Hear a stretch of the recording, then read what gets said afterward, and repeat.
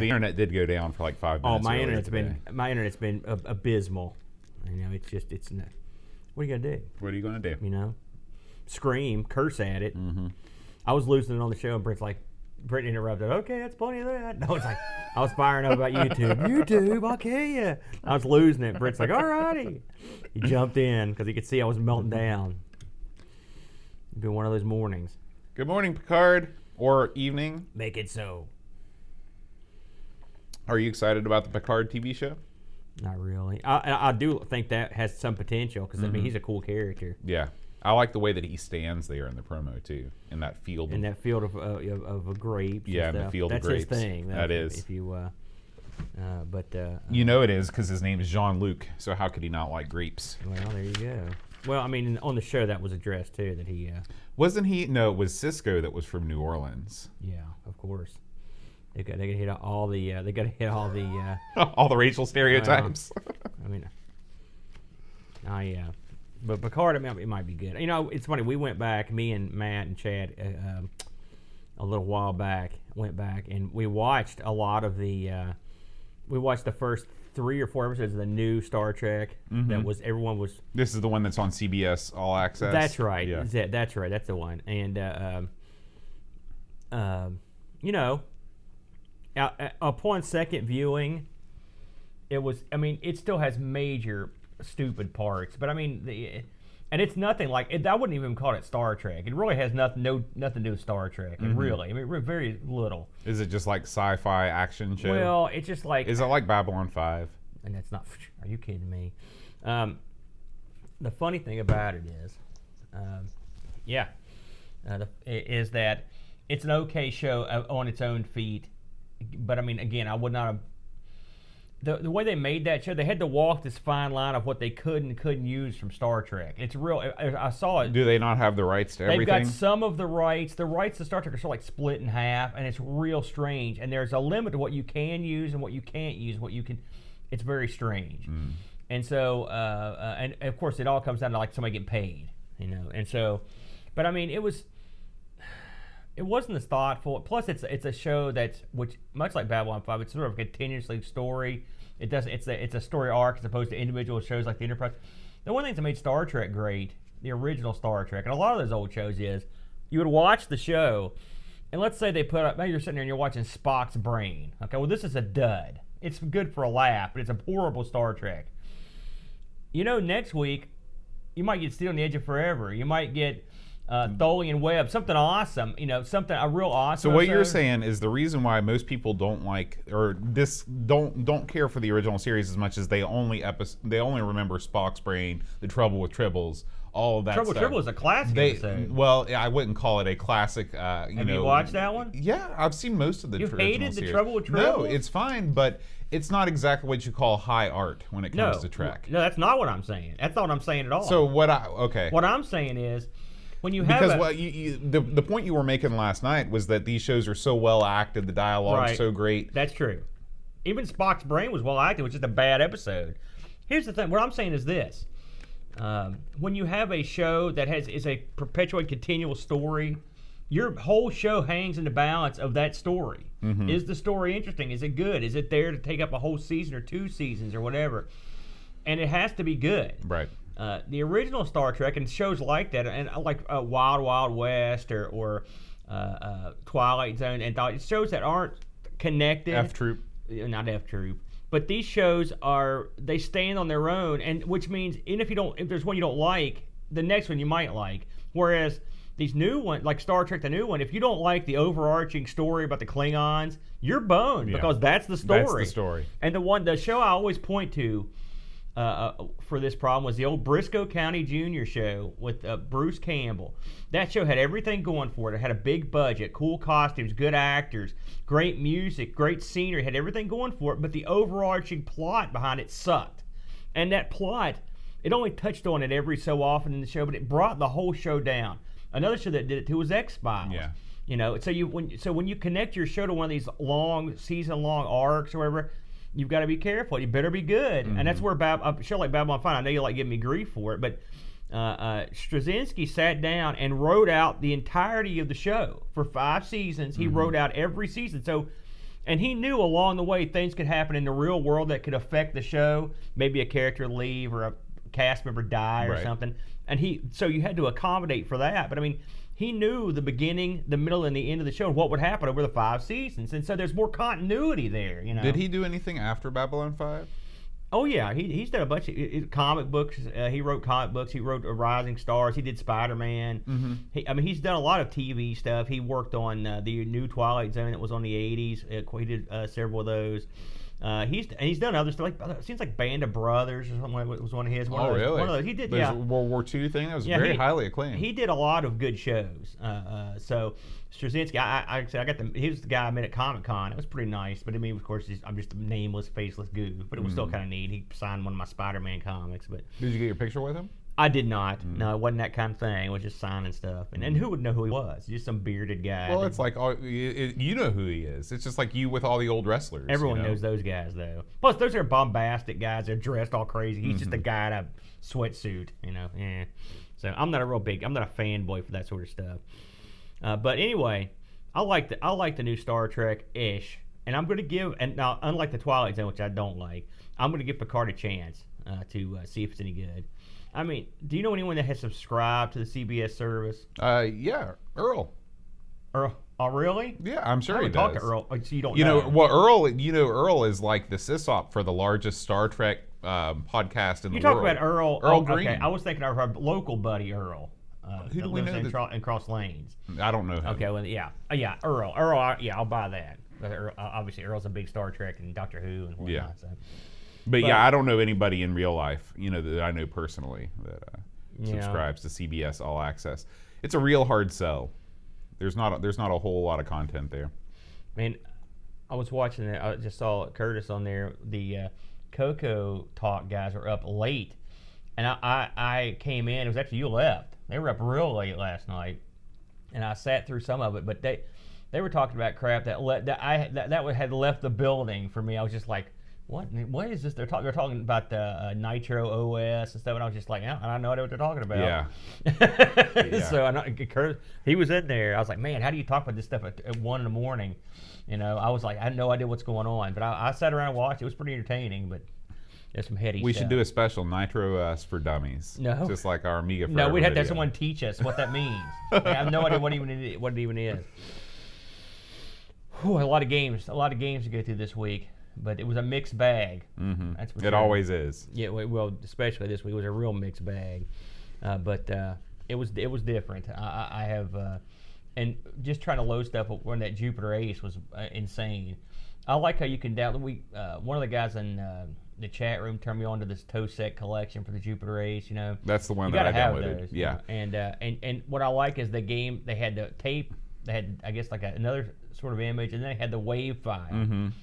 And I found the thing I used to emulate. It was called the what was that? The Spud Ace. Spud Ace, yeah. And it would load those wave files, and you could just I sat there and just listened to one. I was just like, oh God, I don't miss this horrible noise. Watching this thing load, taking like 1,000 hours. I was like, my God, man. Welcome, Pixels. Too much Aaron. I agree. I'm sorry. Trust me, a little Amiga's a long way, but here I am 40 A little times. Amigo's the long way. Maybe you and Brent should. I've never not been here at one of these things. I'm sure people are just so sick of me. I'm sick of me.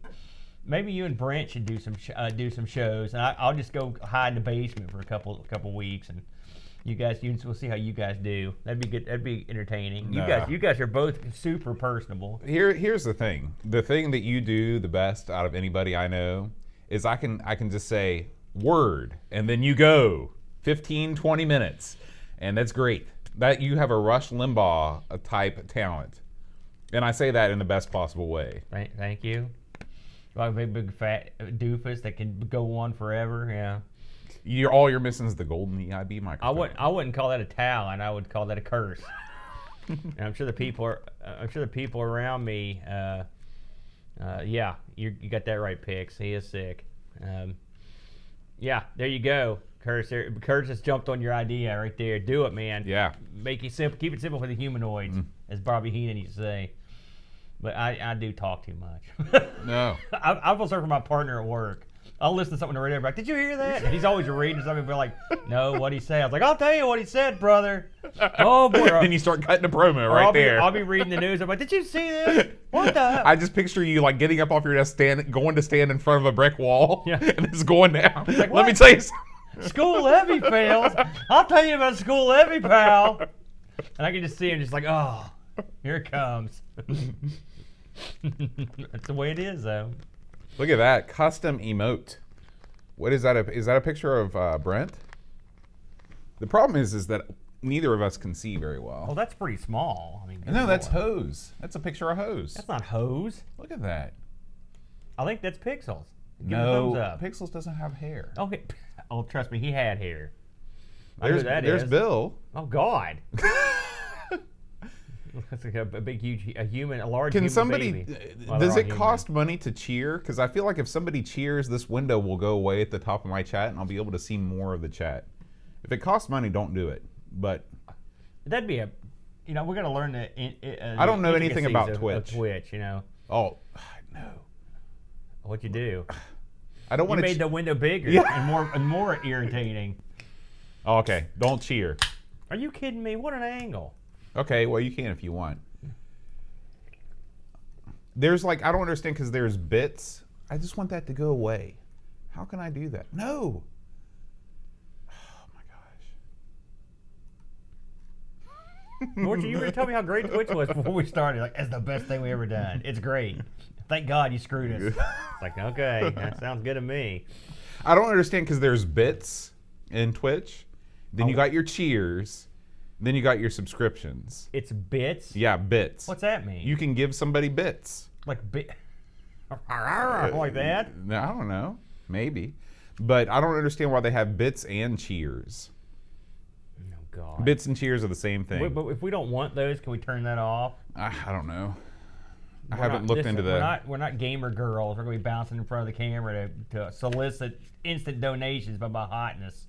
Or maybe we could. We could. We could. I kind of see a Patreon as instant donations to your hotness. Dark Neo. How's it going, man? That's a cool name. Mm-hmm.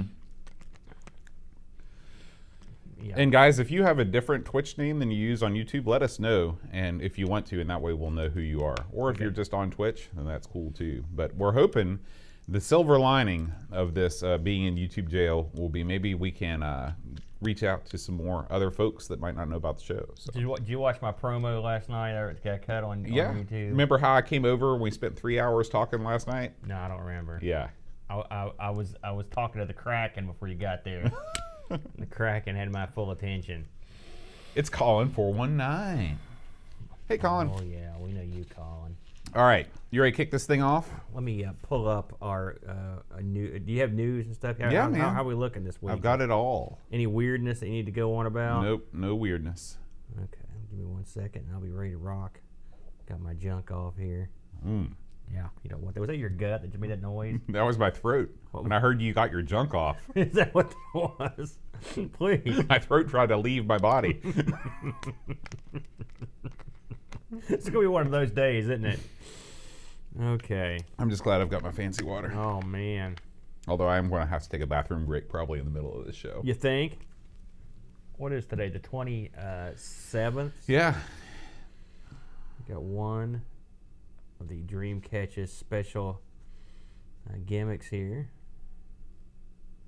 So the first thing we're going to cover, well, yeah. the first thing I think we should cover before we get to Dreamcatcher is this article right here. Did you see that? This is Jason's article on how he rewired the power. He made these diagrams. Super fancy. Yeah. What did he turn it into? This is the back of the 600. Oh, that's a standard. That's a much more standard board. Right. So when you were trashing him last night, I was trying to explain. Who was I trashing? Jason. When? You're like, I wouldn't have messed with the power. I had no idea. I have no idea what you're talking about. I have no recollection of that. You were trashed out of your mind. I wasn't out of my mind.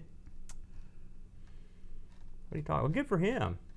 You know, you can get those square connectors now, though. Yeah. They're back when I put this up on YouTube or on Facebook, the normal Facebook Amiga crowd was quick to jump in saying, basically you wasted your time, you're a horrible human being. Oh, yeah. And Amiga rules forever. Yeah, they'll do that. They will do, because the thing is, there's a plenty of that connector is not my favorite. The square special there. This guy or both of them? Well, yeah, both. Okay. they're weird connectors. Mm-hmm.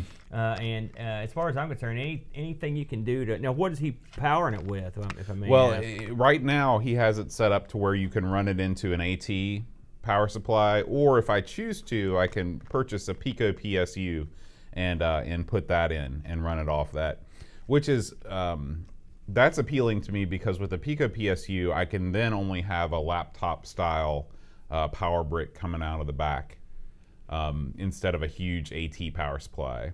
Something like about the 1000 that doesn't have that internal. Monster. Yeah. I don't know why they didn't keep that. Yeah, it's I've heard good things about that Pico too. So it's funny. I've heard other people that have done the same sort of gimmick, not with the new connector. So that's an interesting twist on it.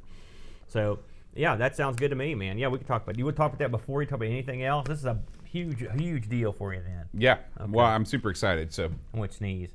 Okay, and then we'll go over to Dreamcatcher. Oh man, I guess I'm not gonna sneeze. You know what that means? Yep. Time to drink some more Diet Citrus Drop Extreme. What have you switched over to? Because Kmart is no longer in business. Wasn't that their?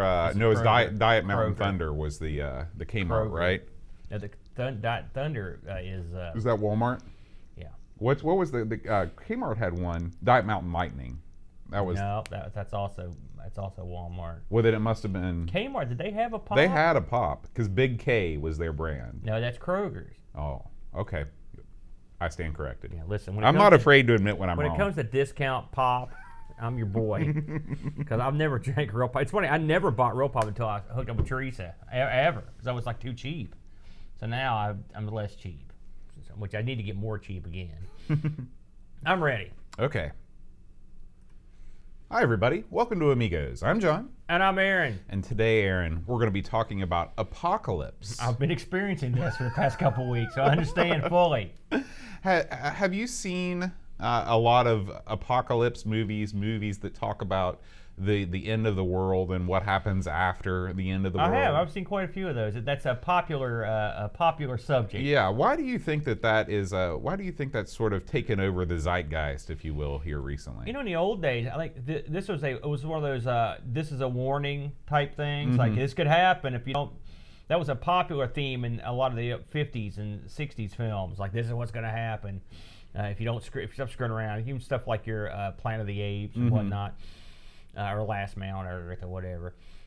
More recently, I just think it's a popular subject matter, and it's an easy gimmick to throw in a film. It is. Look, it's a Mad Max world, or you're the last guy on Earth, or some kind of crap like that, and they just put some stuff together. I don't know if you watched that show, The Last Man on Earth. It was sort of a similar thing, or we've talked about. Is it like the Will Smith movie where he was the last man on Earth? We're never going to talk about that again. That was horrible. No, I'm talking. This show was horrible too, because the Last Man on Earth ended up there was a cast of like 20 people, so clearly he wasn't the last man. And then of course we've talked about The Quiet Earth before. It's another one of these Last Man on Earth movies, which was probably one of the better ones. So the Stephen King, The Stands and stuff like that was a big. It's just a common, popular thing. I mean, do you like those? Is that your thing? When I saw The Stand, I never read the book The Stand, but I remember the TV movie. Do you remember that it was a miniseries? Yeah, I had Molly Ringwald in it. Yeah. I hated it. I thought that was neat, and I was like, cool. It's like a show to see what would happen if the world ended. And then it just seems like every other story is kind of like that story. There's always a small band of good guys and a band of bad guys, and they're battling it out. Yeah. And so I'm sort of over it, but I'll tell you who's not over it: middle school students. Oh yeah. Because every book they bring in, it's either some sort of like there's a book about cat people that's very popular these days. Cat people. Everything else is like the Grid Runner, the Maze Dancer. they're all post-apocalyptic, the Hunger Games. It's all that sort of thing. Yeah, that wasn't post-apocalyptic. That was just like the Earth. I mean, we took a downturn. But it wasn't post-apocalyptic. There's still society in the United States. That's true. That's true. You know, I saw a movie a couple years ago called "This Is the End." I think that's what it was called, and it had. Was it about Jim Morrison? No, it was about. It had the guys from. You ever seen Pineapple Express? Oh yeah, no. I saw the other thing. Oh, they had those guys in it. That bunch of guys. Wait a minute. Was the Pineapple Express, was that the one about the movie? They were trying to make the movie? No, this was about some guys that sold drugs. Right. What's the movie I'm thinking about? You're thinking of that one with the Eddie Murphy. I don't know the name of it. Bowfinger? Bowfinger. No, that's not what I'm thinking about. Well, all you told me was they try to make a movie. This is set in the jungle. Oh, you're thinking, yeah, that's the one that had old, that was a good flick, actually. Yeah, I love that movie. That's not that. I wish it was that movie. No, this was pretty funny. I don't think you would like it because it's sort of body humor, you know, but I did enjoy that one. So I'd say that was one of my more favorite apocalyptic movies. At least that one, the whole world did end. That was kind of cool. Yeah. And at the end, the guys who went to heaven, who could. Oh, that's good. Or didn't go there. I like a good happy ending. Yeah, what? I'm going to ignore that. So, Aaron, it's been a rough week for old A. Well, it's been a busy week. Let's just put it that way. I know that you've beat yourself up, in my opinion, unnecessarily for our YouTube live ban. I don't think you need to feel bad about it, and I come bearing gifts to brighten your day. Oh, Aaron. okay, good. So here you go. Okay, please do not bend. So just bend it up. How do I just rip it open? Just rip it open. Okay. Oh, okay, I know what this is. Thank you, Boat. If I can get it out of here. This is the, in fact, you sort of mentioned this, you vaguely pointed out, this is the Retro Man Cave calendar. Look at that. This is for charity. Look right there on the back. Charity. And I look right there on the front. This is timely because just sitting on my desk is a very similar scene with the Amiga 1000. That's really nice. Thank you, Bo. Oh, you're have welcome. You looked through this thing yet? I just saw some pictures online, but it's got some beautiful photography, and this benefits Bluebell Wood, which is a children's hospice in the UK. If you'd like to pick one of these up and you're watching or listening right now, head on over to Etsy and just search for Retro Man Cave on there. And you can order one of these, and like Aaron said, all the proceeds go to Bluebell Wood Children's Hospice. The new brain. I could use that desperately. Got the links in here. I mean, this is all. Look at that. Yeah, I think he's going to be doing one of these every year. I think, and I'm going to try and submit a photograph. I did not have time to properly outlay my things, but I figure with my collection, I should be able to put together a halfway decent looking picture. You know, this is I really like this. Is a nice quality thing here. I look, there's an Atari on the beach. Yeah, that's it washed up, I guess. Oh, there it is. There's the 1000. Oh, there's a guy on the Amiga Facebook group that does calendars too. And I've got a couple of his too that are real nice. It's nice. I like these kind of retro computer-inspired calendars. This will go nicely into the arcade. Thank you very much. You're welcome. Brighten my week, and thanks to the Retro Man. He did a good job. Nice work here. Let's talk about what's been going on over at everythingamiga.com, Aaron. This is normally your segment, and you are going to talk about DK and what he's been up to. But this particular article touched my heart and my soul. A great many months ago, we sent our Amiga 600, PAL Amiga 600, away up to the wilds of the north. Yeah. Canada, Aaron. Canada. Hoser country. That's right. We sent it up to our boy, Jason Warrens. You gotta call him our boy. How about our comrade, our good buddy? That's what I mean. That's what I mean.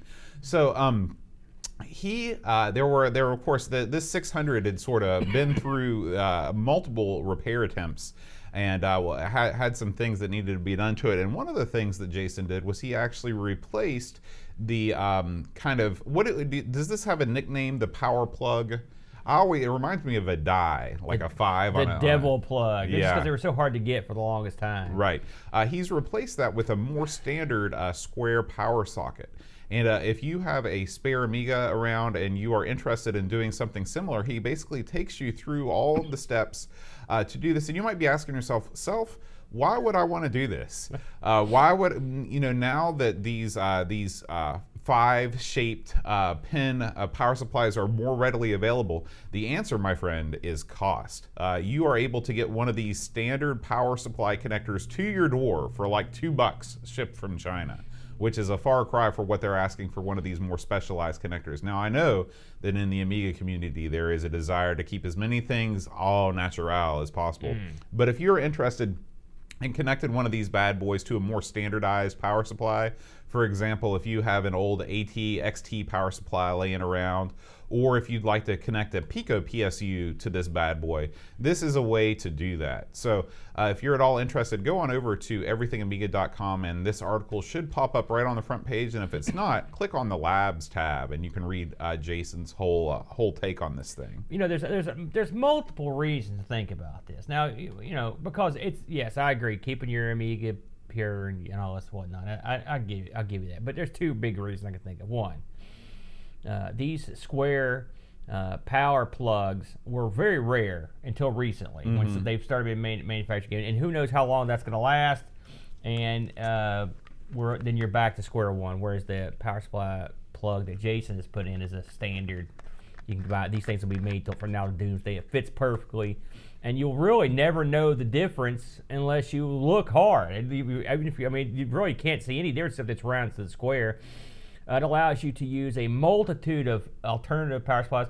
And if you're like me, I'm still, of course, I've got the Boat Special powering my main Amiga, just for, I don't know why, because I've got normal Amiga power supplies, but I've just used that one because it amuses me to have a big box. It's a shoebox. But another thing about it is that if you're using some of these old square power supplies, they're aging rapidly, and these things can off your machine quick. True. If they go south, and so if you don't have the means to go grab you, because let's face facts, you can't go out and buy a brand new Amiga power supply with all the just like it was. They're old. This gives you the alternative of actually going out and buying yourself a brand new, smaller, probably more energy efficient, and probably way more safe power supply to hook in. So it's a good idea. The Picos, like I said, I've heard people have had are real fond of these and have had a lot of success with us. That's an interesting way to go. And the Amiga really doesn't take that much power, so you can get away with something smaller. So yeah, it's a real clever idea. Yeah. So what has Dreamcatcher been up to this week, Aaron? Dreamcatcher's got an article up this week entitled "Just Call My Name and Oil Be There." Just look over your shoulder. He honey. is the pun master. He is the pun master. Oh, I recognize this screenshot right away. that is hideous. Top Banana screenshot. Thankfully, he's not talking about Top Banana. He's taking a look at a game called Bio Challenge. Have you ever heard of this one, Bo? I think it was made by one of Delphine's sub companies. And I have to say, I've not played this one before. I looked over this article. It's a very strange game. It's basically a time-wasting game, and it's hard to explain. I just check out the article. I looked at this the other day, and it's once again, if I had a nickel for one of these articles he's put out of a game I've never heard of, that I think I got to try this. And sometimes we even get into them. So, and I have a feeling we might come across it at some point down in the future. But this is from Delphine Software. And so it's probably halfway decent. And of course, this one also appeared on the Atari ST. So if you feel like trying a Bio Challenge and you've got an Atari, you can hop in there and grab it. So good stuff as usual from the DK. Awesome. Aaron, it's been a busy week, and there's only one transportation vessel that can take us to the world of Amiga news. It's the Gamble Train. Here it comes rolling down the track. I've incorporated the Gamble Train into the Amiga News logo. Oh, thank God. Yeah, that way you'll never be without. Thank you. Oh, boy. This week, Aaron, we're going to start off with a melancholy happy trails. Oh, this was devastating. Yeah. It's another bad point in my week right here. Yeah, Amigarama has decided after over 100 episodes that he is going to take a break from the show. He is closing up shop for the time being. If you are at all involved in the Amiga scene, you'll know that Amigarama is one of the great weekly podcasts out there covering a different game each week from the, I believe he's Scottish, correct? I think Lefarius is Scottish. I got a great voice. Yeah, he's got a great voice, and I always enjoy listening to his shows where he covered the same game that we did, just to get a different take on it. Yeah, So, Lefarius is a real great guy. He's a nice guy. It's funny, we just talked about his 100th episode a couple weeks ago, and little did I know that and trust me, I can understand, especially this week, that real life tends to get in the way of your fun time, and sometimes you just have to make the break, and that's what he had to do. So I will miss Lefarius, and I'm hoping he'll come back at some point. At the bare minimum, I'd love for him to come by and visit us sometime, or join up with us on the show at least once. And or maybe at least do some specials or something. So, because I mean, he's very, very popular, and his show, Amiga Rama, has really taken off in the last couple months. I mean, he's become a real big player. So we'll be sad to see Lefarius. I made sure to tell him that we wouldn't expect him to stay around the community if he's not in the show anymore. Right. I'm glad he's still sticking around the old Discord. Yeah, he's a real good guy too. Okay, Aaron. Next up, this was a video that I actually wanted to cover last week, but I forgot. I forgot to add it in. This is Stephen Jones of Checkmate 1500 fame, and he's giving basically his thoughts on the Amiga 34 show over in Germany, his thoughts on the future of Amiga as a platform, and also his next plans for what he wants to do with his own products. I watched this whole thing myself a couple of days after it came out. It's Stephen he wears his heart on his sleeve. He's very he's blunt, and you can tell he's a real super nice guy. He's very passionate about the Amiga. To me, if it were up to me, I'd kick to the curb everybody and all the top brass at Cloanto and Hyperion, and I would put Stephen Jones in charge of everybody. He has been sort of the arbiter or the peacemaker to a certain degree, and if you'll recall, he was the fellow that interviewed the guy from Cloanto, your buddy, Mike, that you met over there, and it was a nice interview. Like I said, at the time I was like, I wish he'd thrown some harder questions at this guy, but he is involved in some degree with the talks between Hyperion and Cloanto, and I mean as an outlier, he's not, but. It's the fact that there are talks, the fact that the lawsuit's been postponed for a while until they can hopefully iron out their differences.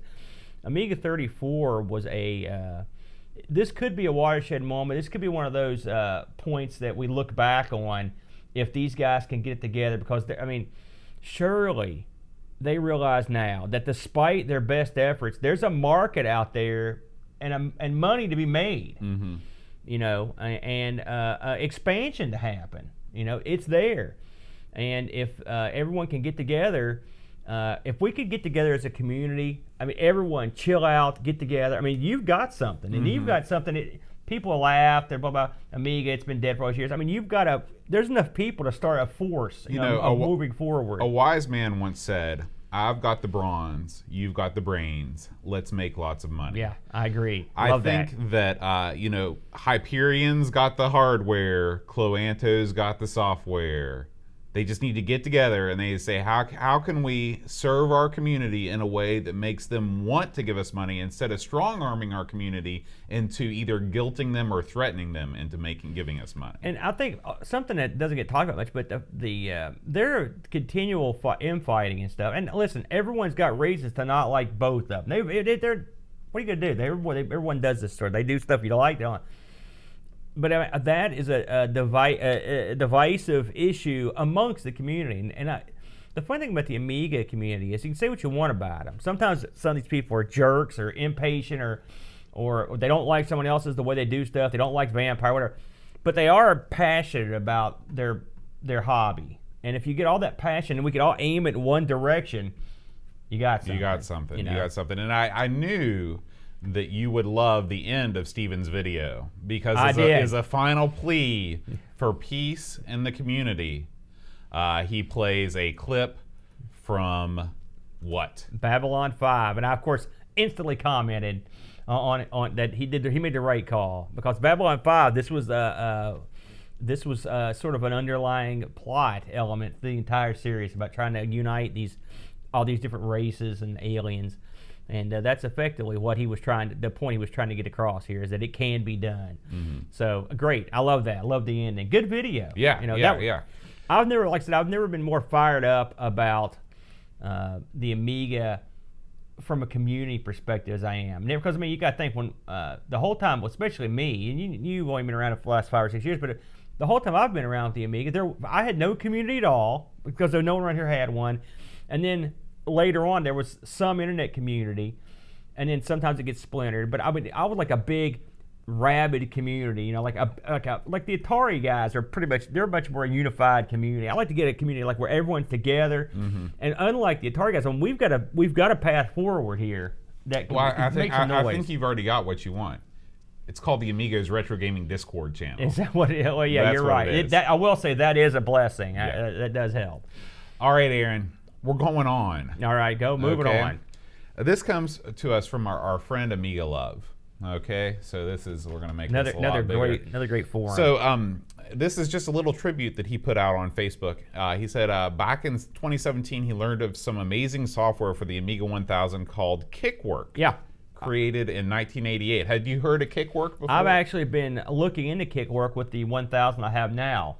That was something I was looking into, and the reason I was looking into it was strictly because I read about this. I read watched his video on it, Amiga Love's video on it. I'd not heard of it up to that point. Yeah. This was a piece of software published by Amigo Business Computers. Oh yeah. Where's our cut? Yeah, exactly. This is an awesome thing. It combines Kickstart and Workbench into a single disk. Yeah. Why did they not think of this before? This is truly incredible. It took someone of some genius to come up with it. Yeah. Unfortunately, Amiga Love received a message that the creator of the software, Mr. Rudolph Lowe, sadly passed away recently, and Amiga Love just put out a little post about how nice Rudolph had been to him.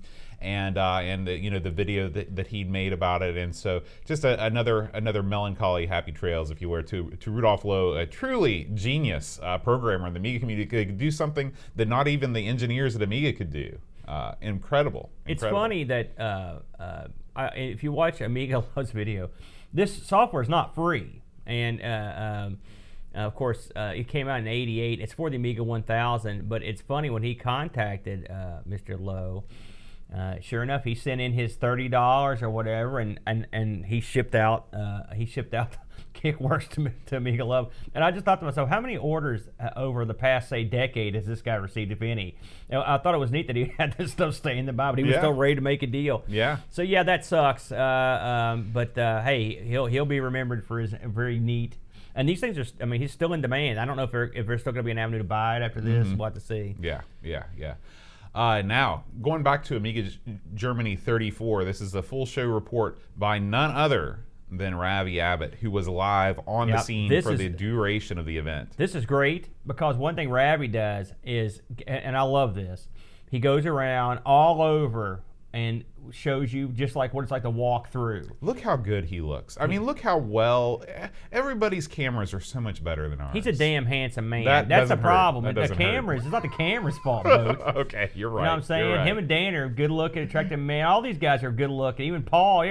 But what you can do, the camera it's not a magic camera. That's true. What is that stuff they use to make singers sound better? Auto-tune? We need the video version of that. Do they make something like that? That's what we need. Auto-attractive. Auto-attractive, that's right. So Ravi basically takes you on a walking tour through all of the exhibits. He talks to various people. He tells you about all of the different hardware examples that were going on here. Just incredible stuff going on. Yeah, Oktoberfest. Yeah, the Oktoberfest event that was in the basement afterwards. I think this is just at a random place. Anyway, check this video out. It is about 20 minutes long, and it is well worth watching the whole thing. Yeah, it's great. It's if you couldn't make it, this is the closest thing that you can get to getting there. This made me sad that I didn't get to go. I knew, this is one of those things, it's going to be a huge deal. I'm just like, man, let's just see what goes down in it. And him walk, this is not some kind of little rinky-dink festival. This is a big deal. This is probably the biggest festival only about the Amiga in the entire world. This is a show where they were people, he showed at the beginning, they were lined up blocks down the road ready to get in. Hundreds of people. So, it was you know, the Amiga is certainly strong with the Germans and the Europeans. There's no doubt about that. Yeah, yeah. All right, Aaron. Coming up next, there is a new. It had been too long since we talked about a new Kickstarter for the Amiga. Yeah. And Amiga Love turned me on to this. This is a new mechanical keyboard replacement for the Amiga 500. Ooh, how fancy. Okay, so I know mechanical keyboards are kind of all the rage these days. It is. It's funny how it's came back around. Yeah, yeah. I know your brother, he's a big mechanical keyboard guy. I'm your typical cheap keyboard, non-mechanical. I don't know. I just got your normal. Man, I get love up. mine. And what I like to do is turn on the beeps and get it really going. Just clicks, beeps. Man, I love it. No one in your family can sleep or otherwise operate when you're using the computer. The keyboard I use on my PC is ancient. It's an ancient keyboard, but I mean, you could pick it up and you could drive a stake into the ground. It's with an it. AT&T branded Model M. That's right. Yeah. Oh man, I got this from my good buddy, a non-evil Matt, sent that over. Yeah, yeah. So this thing is it's an early bird special, $69 for one set. This is yeah, it seems almost too good to be true. It's a choice, and this is insane. I can't believe that this is true. $69 for a new PCB, your choice of mechanical switches, and a new set of keycaps. That's a darn good deal. That's a darn good deal. Yeah, that's not bad. Is Yeah. it? So my 1200 could use a new keyboard like that. That would be nice. yeah, I was looking for. Oh, here it is. Here's the link. Let's see if they've got. It looks like that they are quite far away from their goal. Oof, their goal, 47 grand. Yeah. It's early days. Yeah, yeah. They've still got 38 days to go with 46 backers. So, you know, if you are in the market for something like this, definitely check that out. That's, you know what that tells me is that because I mean, it's not like these guys are like, we're going to make a bundle. That tells me that the entry to this is steep. Yeah, they're going to need a lot of orders to go in there and bulk the manufacturing make these. costs. Yeah. You know, I was noticing that Curtis and Chad just mentioned that there's also a mechanical keyboard replacement for the Coco 3 that's coming around too. So that you're right, that is all the rage. It's mechanical keyboard mania. Yeah, yeah, absolutely. We got one more story this week, Aaron, and it's Ravi again. He's everywhere, man. He's everywhere. He's everywhere. The 8-bit mix. He calls it the Eurodance special, and he's back in his room mixing up some good tunes. Now, I follow Ravi on Facebook, and he's playing all over the place. He was over in Sheffield playing. There was a guy dressed up like a Daft Punk guy, and he was dancing around while Ravi was spinning. Or not really spinning, because you're not spinning anything. Spinning the hard drive, I guess. He's got his tea. He's ready to go. So if you're looking for another good set of tunes mixed off an Amiga, make sure you follow Retro Ravi. Actually, it's just Ravi Abbott. Retro Ravi must be his other screen name. Just Ravi Abbott on YouTube. You know, I do have one slight issue with this. Okay. All right, you're sitting here. You've got the cool jams going. Yeah, you do. All right, you're rocking and rolling. You're telling me sucker's drinking a cup of tea while he's doing this? Tea? Hey, man. Unless it's a Long Island iced tea, I'm not buying it. It's a different world over that in tea England. better be Irished up. That's all I'm saying. I'm going to get funky with the beats. I'm going to have me some tea, too. There's the culture gap right there. That is. All right, Aaron, that's going to do it for this week's roundup of Amiga News, brought to you by the one and only Gamble Train 3000. It's rolling away from the station, getting ready to pick up a new group of Amiga News to seep through its undercarriage next week. My God, how long did it take you to sit down? Support the Amigos. What a freak. What's wrong with you? You've got mental problems. I don't know what you're talking about. Aaron, are you ready to talk about this week's game, Apocalypse? It seems more appropriate now than it did before that. Now than ever before. Oh, my God. Now more than ever. Now, you never played this one before, had you, Boaster? Never. Of course not. Me either, by the way. And then once again, I never heard of this one. And this is a game I'm surprised I hadn't heard about. So, Apocalypse. What a name, right? I think this name doesn't fit the game. I'll tell you that right now. I guess they're going for an Apocalypse Now thing. Yeah, it's a total ripoff. So, this came out in the glorious year of 1994 and was available on 3 discs, published by Virgin.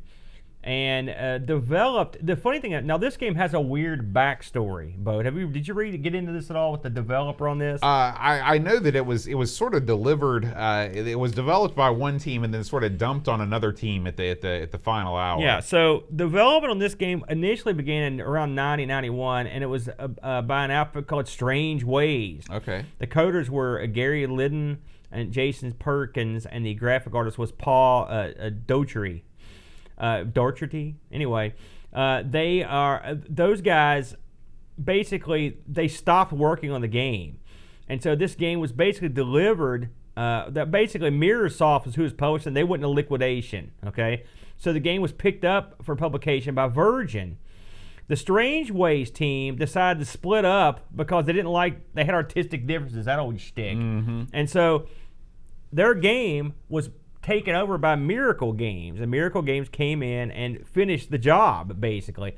It's funny because I was watching the playthrough on this on YouTube, and one of the first people that talked was one of the guys that was in the development team that took it over. Oh, okay. And he was saying, like, this was a tough one to develop, and we didn't start it, and we were trying to figure out which way to take it. So this actually had sort of two completely separate and unconnected development teams that worked on it. That usually doesn't end well. Well, it's odd, and the funny thing is, I would wonder where this was going to go before it got taken over, and then I would wonder what they did that was different than where it was going, because it's hard because this isn't the kind of game where you would expect that would happen. I mean, it seems pretty coherent. Yeah. I mean, cohesive, I should say. This is runs on ECS, OCS, and is a helicopter game basically where you think. I guess there are easy connections to draw between this and Choplifter. I believe the word you're looking for is clone. Well, clone is an ugly word. I'm gonna go with homage. Upgraded homage. Okay. How about that? Okay. In this game has a real wacky opening. That doesn't fit the game. I will say that. So, basically, the story is heavily armed rebel forces have invaded an island called Majapur and took a bunch of prisoners. All right, and including the player, your best buddy. So it'd be like if they took you hostage, boat, and I had to come rescue you. You'd be dead. You'd be a dead man. So you're supposed to get in your copter, go blow up enemy forces, do all these missions, and then rescue your buddy and all the other prisoners. Okay, that's the game. Now the start of this game has this wacky cutscene where it shows these big armed guys taking away these hostages, and then it shows one of your buddies. Your buddy, like tied to a chair. Somebody said this guy's got him by the hair. He's like, right. And there's another scene where he sort of gives him the old backhand. Yeah. I read something else. I read that was in the original cutscenes for this, and I guess I don't know if it was on the demo or whatever. They said it was much more brutal, like they were torturing this guy, and I guess that stuff didn't make it into the file. Probably a good idea. I mean, do we really need that? No. The scene where that guy's holding you by the back of the head, he's like, bah. Yeah, that's enough. That was pretty bad, The opening of this game is real. Like I said, it doesn't really fit the game. I don't know if they just thought it looked cool or. Hey man, how many Amiga games have we said the exact same thing about? Well, but I mean, this is really. Well, I mean, last week's I guess was too, right? So it's funny. 2 weeks in a row, we're flying combat choppers. Oh, I got to thinking about this when I was playing it. Think of all the cool games that you've played that have helicopters in, right? You got Super Cobra, right? You've got Silkworm, Jungle Strike. You got Choplifter, just to name a few. Swiv. Right. Well, just saying the word combat chopper, it gets you all fired up. Yeah, and I will say, so basically, you start off in this game. You're in the jungle. You start off on a landing pad at your little base, and what you do is go up in the air, fly over, blow up dwellings. Like these are like jungle dwellings. Think of Vietnam. And you blow them up, and then guys in white coats will run out, and you land your chopper and pick them up now. And it's rinse and repeat. Okay, now here are some of the variables. Sometimes you'll blow up a house, and guys in green coats will come out. Let me tell you something. Those are the bad guys. These little suckers are mean. Yeah. And it reminds me of the dudes in Walker. They come up and don't think they can't take down your chopper. They've got ground-to-air missiles. They're being jerks. And they've got guns, and so you've got to blow them to smithereens, a la Walker. Yeah. There's also a very unfair artillery battery on the first level that just launches. That lobs from completely off screen. Yeah, and that is irritating. Now you can go over and blow them up eventually, which we'll get to that in a minute. So when you hear that, you land, you pick up hostages, you take them back to your base, you drop them off. What does that sound exactly like? It's Choplifter. Okay, now what makes this different, Boat, from Choplifter? The fact that it is a multi-tiered layout, so some of the landing platforms are higher and lower. Yeah. obviously the graphics in this game are much better. I mean, this is a beautiful looking game. Very lush greenery. Yeah, the jungle is detailed. And every aspect of this game is animated quite well. These might be the smallest individual sprites. I don't know the correct word, but I'm going to call them sprites. The little dudes. Yeah, these guys make the guys in Sensible Soccer look big. Right, they're super right. tiny. These guys make lemmings look like Sodan. That's what I'm talking about. So they're, even though they're ultra tiny, you can still see their little arms moving around. It's a feat of wonder to me, the way that these guys are animated. Yeah. Your chopper is ultra detailed. You've got a tail rotor that you can see spinning. It's a very graphically impressive game. Yeah, it looks good. And I was reading the same guy that I read in his comments had talked about how they use special tricks to get extra levels of scroll in the game that you normally wouldn't be able to get. They use some sort of hack or whatever. They took advantage of a chip issue to do it. So these guys knew some tricks when they put down the graphics. That's for darn sure. Yeah. Now, let me tell you about the downfall of this game. Okay. The downfall of this game is that the scale is not conducive to enjoyable gameplay. Your chopper sprite is quite large. In fact, it's probably as small as it could be to have the amount of detail that it has. But because they've made your chopper so large, your surrounding view is quite small. Everything is drawn properly to scale, but everything is drawn from the perspective of the helicopter, which makes sense because it has to be, because the little dudes have to go into your helicopter. Because of that, you don't have any radar in this game, which would have been useful. And you are basically just stumbling through the dark trying to figure out where you're supposed to go. That wouldn't be an issue if you didn't have to contend with stuff firing at you from off screen. So, for example, in the first level, you have to know that when you move left, you have to approach it at a certain altitude or else you'll instantly be cut down by the artillery fire from off screen. And if you stay in one place too long, they zero in and get you too. Right. And they're very accurate. Right.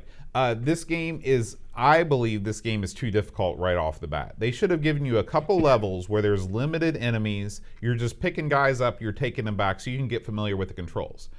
Let's talk about the controls. I actually think this game controls pretty darn well. I didn't have any issue controlling my chopper. It's way better than Choplift. It's way better than Choplift. Yeah, I mean, and it's exactly the same movement. Yeah. They've honed that down to a science. I thought the control was actually great. I was real impressed. Yeah. This game has a variety of special weapons that you can use. You trigger these by hitting the spacebar, which pauses the action. Then you use the joystick to select your weapon. You hit pause, and then you can use. Well, that's one thing you can do. That's not what I did. What did you do?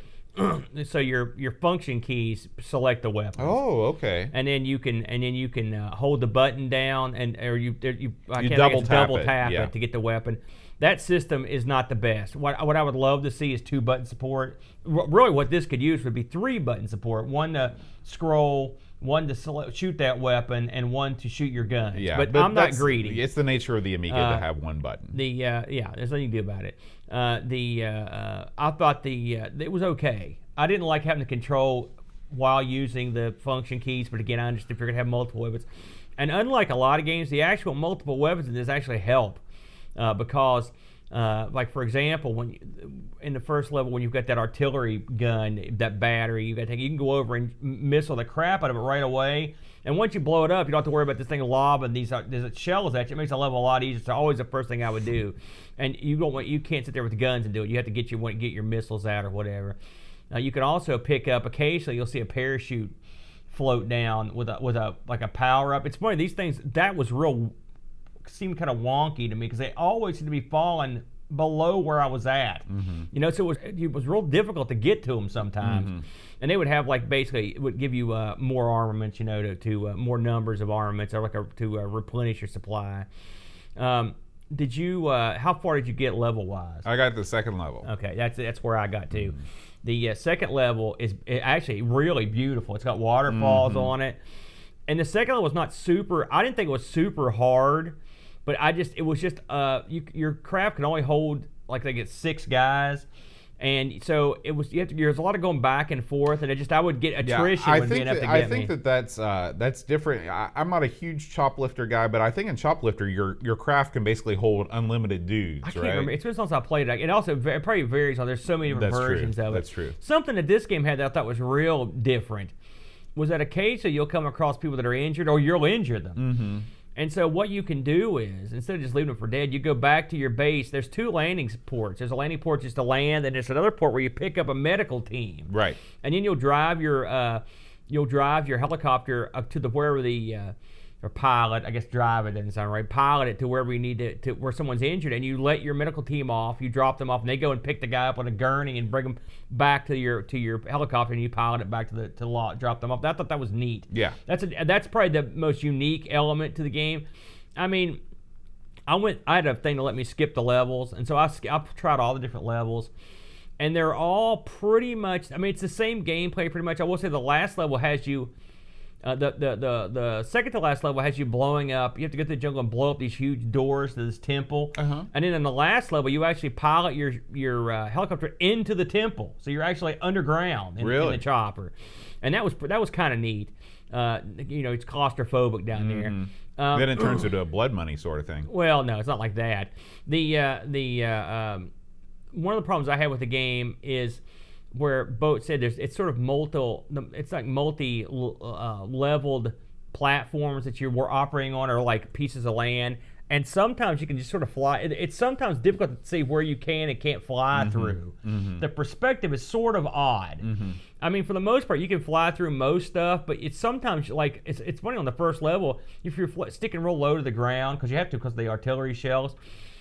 You can come up onto where your landing area is, and it's elevated above where the lower levels of the jungle are, and you can come up and you'll smash right rock. into it. Yeah.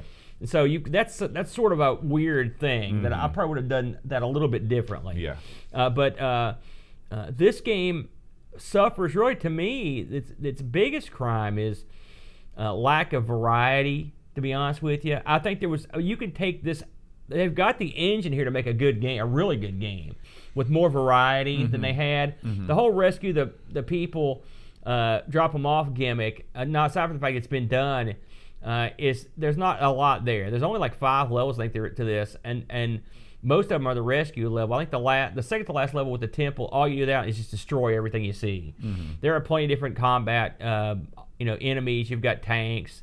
You've got enemy aircraft, enemy helicopters. You've got artillery, stuff like that. But I mean, it's not like they reinvented the wheel in this, is it? Right.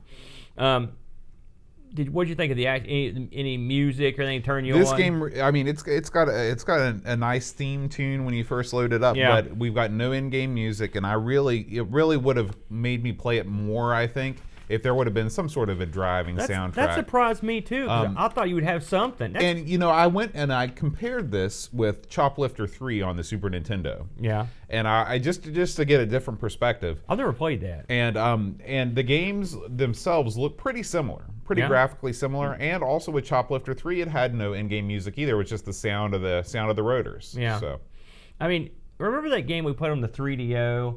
That had the awesome. You could pick different vehicles. And it had that was that awesome top down. orchestral. Yeah. Why? I want that. Yeah. I want some Ride of the Valkyries. I or want something some like kind that. of, and it's you can get it for nothing. Right. Get it in there. Yeah. Now, of course, getting it in there on a disc game is different than getting it in there on a CD. This thing is 3 discs. You tell me they couldn't fit some mod files on this thing. They I'm not buying fit it on there. Yeah. So that's a shortcoming.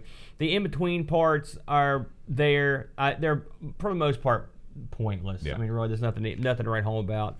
I thought it was okay. Yeah, I thought it could have been great, as opposed to like pretty good. We weren't alone. I looked up some reviews on this boat, and the folks over at Lemon gave it a 7.1. Okay. And for Lemon, you're in the mediocre zone right there. Yeah. Amiga Computing gave it a 66%. Amiga Format gave it an 86. Amiga Power gave it an 80. CU Amiga dropped the hammer, 49%. Wow. And the One gave it an 81. I wonder if it was a misstep releasing the first level on a cover disc. because when you do that, you set an expectation that this game is going to be like much bigger and badder and better when it comes out in its full version, and really, from what you're saying, it really wasn't. I was also surprised that this was so many discs for what you got. Like I said, it's I not was a surprised to huge hear this game. was 3 discs. Yeah. You know, it's not a huge game, and so that surprised me. And the fact that there was just not there just wasn't an overall interesting element to it. That would, I mean, aside from the medics, which was cool, the rest of it, it didn't grab you as something really different or original. Still, the bones were strong on that one. Did you get to use your stuff? We did. Graham Vebke over on Discord says, as someone who loves Choplifter, this seems to be a jungle-based Apocalypse Now take on the game. And at its core it is, but boy is this unforgiving. Visually very nice, it controls well, and the sounds are good too, but the difficulty factor makes you want to give up. It also relies on you knowing where everything is, especially the cannons, and if there was a radar like Pixels had already mentioned, it would have made this better, but still tough as nails. 5 out of 10.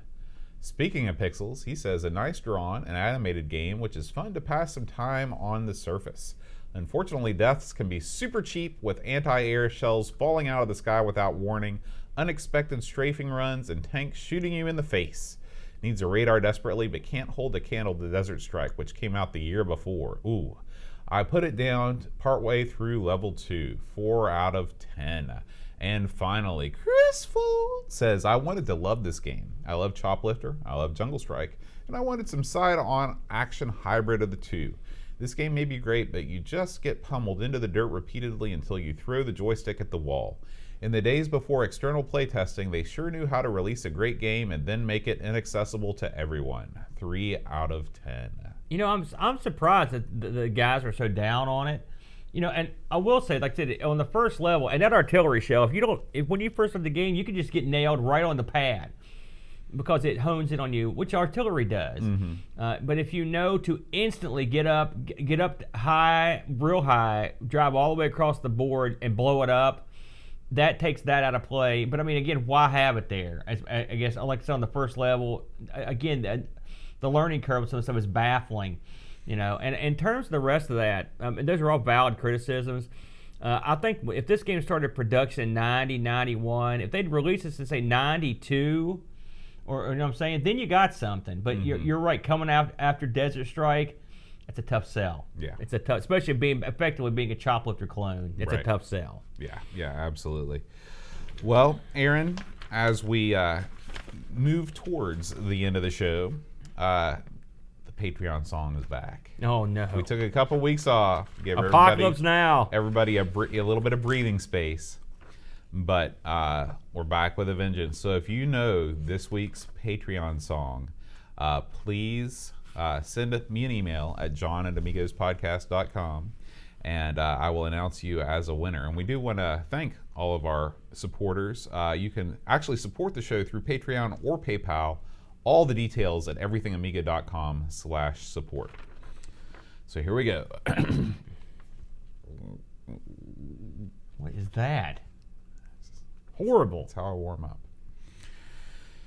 Bjorn Van Gudnanson, Terry Howard Reflection, Simon Lech, Cap and Crispy, Kilobytes and Caffeine, Mike W. Decker, Threepwood, Gary Heather, Free Lunch, Kate Fox, David Pickford, Cameron Armstrong, Andy Jones, Lobsterminator, Craig McClellan, 10-Minute Amiga Retrocast, Counting Virtual Sheep, Bernard Quinn, Retro Man Cave, Tim Drew, Simon Rose, Joseph Harrison, Kyle Eder, Rob O'Hara, Howard Nibbs, Matthew Larimore, Andy Craig, Sean Zodarren, Lomax, Colin 419, Mark Bitt, Roland Burke, Andrew Monks,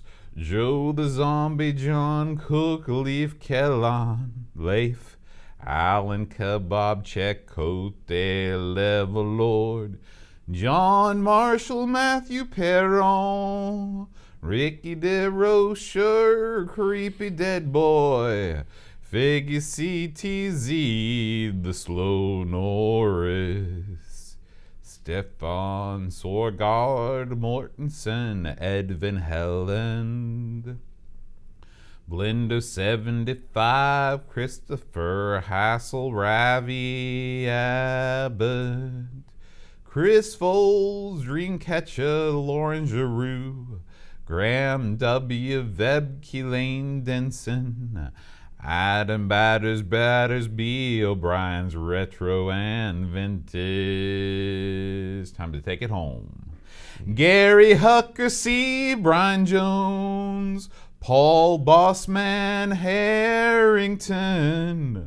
Duncan Styles Tapes from the Crypt. Josh Nan, Adam Bradley, Jonas Rulo.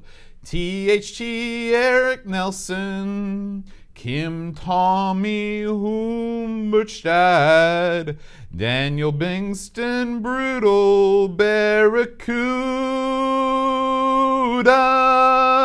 Darren Coles, Jason Warnes, Pixels at Dawn, and Kjolbjorn Barman. I got no idea what that was. Well, can you sing a funeral dirge? I think you can now. I believe you can. I want that performed at my service boat. All right, Aaron, next week, it's our even more popular and famous than our PD episodes. It is Halloween episode number 5. These are always a real crowd pleaser and fun to talk about. Won't this take place the day after Halloween? It will. It will. We're on what's called a flexible timetable. I see. Okay. We're going to be playing Nightbreed. Cool. Hey, I can tell my story again. Yeah. For the 8th time. And we're going to be playing Severed Heads. We're doing Double Trouble? It's Double Trouble on Severed the Halloween Heads episode. is a game? That sounds like right up your alley, Boatster. What? All right, guys. Thanks as always for watching. If you're just an audio listener and you want to tune in for the next 90 days, we're going to be broadcasting live on twitch.tv/Amigos Retro Gaming. So feel free to join us live or catch the recaps over there. And of course, we'll upload the full show to YouTube and your favorite audio podcatcher. Let's talk a little bit. Thank you, Pixels just reminded us that we did not give a little channel update. So, Aaron, why don't you give us a rundown on what's been going on the Amigos Retro Gaming YouTube channel? It's been an interesting week on the YouTube boat. We haven't done a ton, but we have a couple things just in time for Halloween, Boaster. Myself, Amigo Aaron, had a look at the horrifying, spine-tingling Poltergeist. If that image doesn't strike terror into your heart. The Coco. And so it's me giving this a whirl, horribly failing. You know, I told you on the second stage how I nailed it the first time. Not so easy when you're doing it live, is it? No, it's not. In fact, I failed and failed. This was a precursor for my week. Perpetual failing, nonstop. But it was fun. I had a good time playing it. And so if you're interested, if you caught our Coco show from a couple weeks ago where we covered Poltergeist, and you're like, what the heck does this look like? Go have a go at it and have a look. I had a good time playing it. What else we got on here, Boat? Well, my escape key stopped working, so I don't know. Struggles mightily to try to get out of this thing. I should mention that we sort of touched on it, but we had a challenging issue with YouTube that has prevented us from streaming live anymore, and it all stems from ARG Presents last week, where we covered movie games. And I'm not going to go into it, but I'll touch on that in a minute. But I thought me and Brent actually had a real good time doing that episode, and it is up in a sort of censored format. I wanted to make sure we didn't get in trouble again. And then along those lines, I did a video to sort of explain why we were going to be on Twitch for the next 90 days, because we are in YouTube live jail, which if you are interested in or care enough to go see that, it's just me talking about it in a calm, considerate manner where I didn't blow my top. So it took me, literally, I couldn't record that for like 5 days. I had to wait until I was much calmer. And then this morning, just hot off the presses, Boat, just published as I was walking through the door here, this week's ARG Presents, which we violently tackle, the Jupiter Ace. It's a pain in the ace to load games on this thing, if you know what I mean. But we managed to give it a shot. Once again, Brent comes through with the wackiest computer you've ever heard of, or never heard of in this case. And poor Brent was sick as a dog this morning, so you'll have to deal with that. But we had a good time, and we picked a couple interesting games for the Ace, and so it's good for a LARF. Cool. I think that's about all we put together this week. I've got a couple more things in the kitty, so I should have. In fact, they're already recorded. I'll be putting them up this week to coincide with some other releases. So. All right. Well, sounds good, guys. Thanks as always for listening and/or watching. We'll see you next week. Until then, adios. All right. Did it work? It worked. Now, what are you gonna do here with the stream? You gonna cut the stream or what? No? Yeah, we're just gonna keep just on like keeping normal? on. Okay, just like that's normal. Cool. We will be right back after this short message. Look at that. I'm running an ad. We got ads? Yeah. Are you kidding me? Some people might not see it. What's going to happen? We got 22 seconds. See, it's counting down. Where are you I going? want to use the bathroom, man. Oh. That's what I did. That song, I couldn't catch any of that. You know what that was. No, dude. Don't. It was so slow. You got 9 seconds, Boat. Run.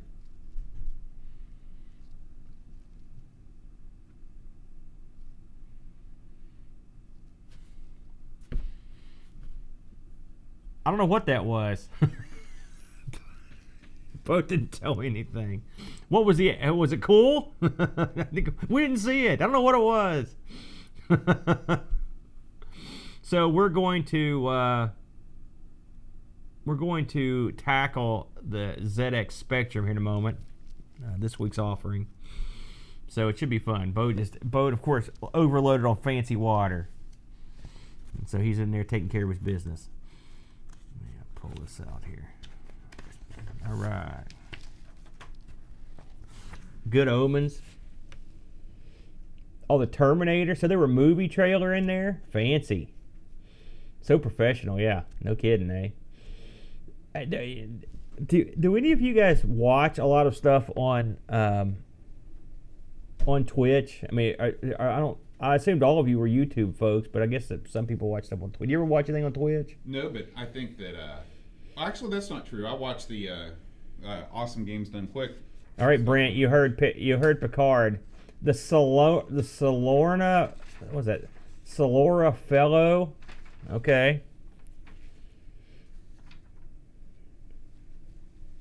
Brent watches it a lot. You'd think he'd be more skilled at it. Well, it's a different back end.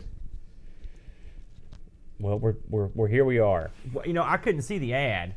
So did people get different ads? I have no idea, and it says that some people might not see an ad. Uh-huh. So it's a new environment. It's a new thing. Who saw the ad over there? Anybody? What's the point of running an ad? Amazon money. Oh. You mean, what's the point of running an ad anytime, anywhere? No, you're missing my point here. I didn't know what. I thought it could be a wacky ad. I didn't know what it was. A wacky ad, yeah. Not like you made something up while I wasn't looking. I had no idea. Okay, I'm ready for some wacky ZX action. Or Zaction, if you will. Zaction. You like that? Are we playing Zaxxon this week? No. I would be much better shape for Zaxxon. This game, I'm completely devoid of knowledge. Okay, all right. I've got my gimmick here. Let's go to Sinclair. I'm going to have to redraw. Hey, I've seen that. It's the wrong game. What? That's Downland. Yeah. I thought we were doing ZX Spectrum. Oh, you're right.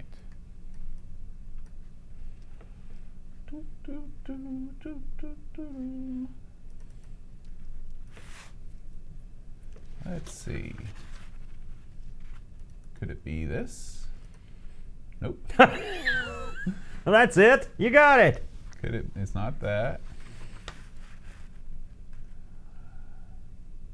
Maybe I erased it accidentally.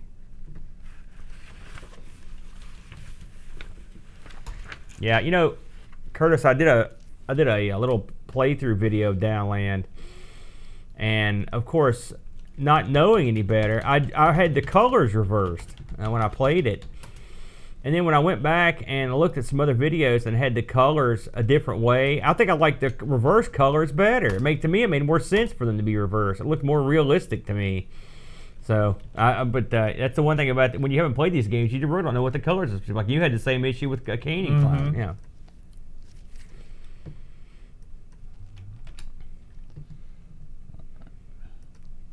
It is a great game, though. I'm just to kind of spill the beans. I don't know how I missed this in all those years.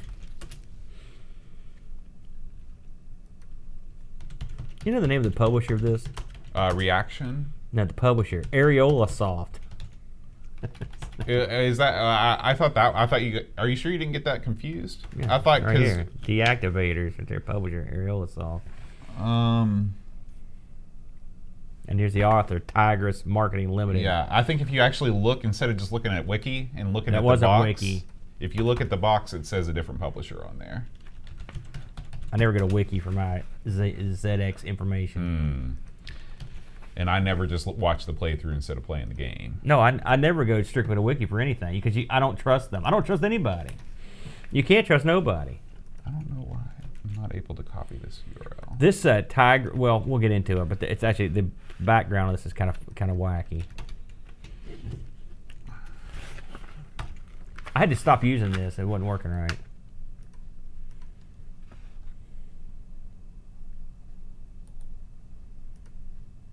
I think this keyboard is on its way out. If that was a mechanical keyboard, you'd be laughing.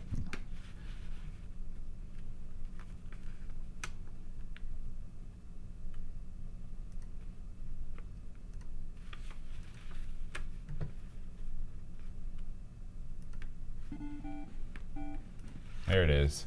That stirring theme. Hey, I'm not going to talk about it now, but I have a strong opinion on that theme.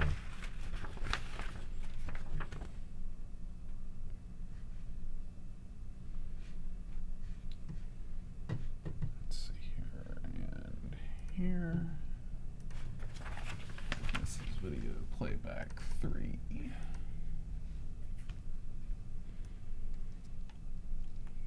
I need to lock that down.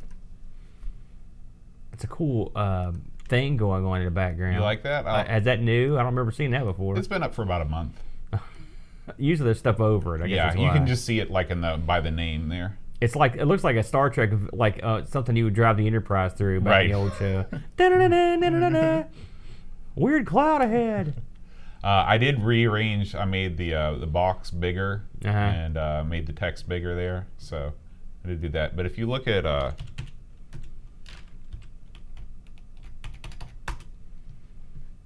the box here, you can see the actual publishing name is Reactor.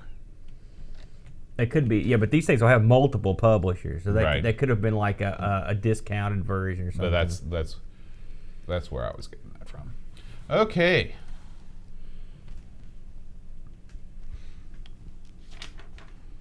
Where'd my paper go?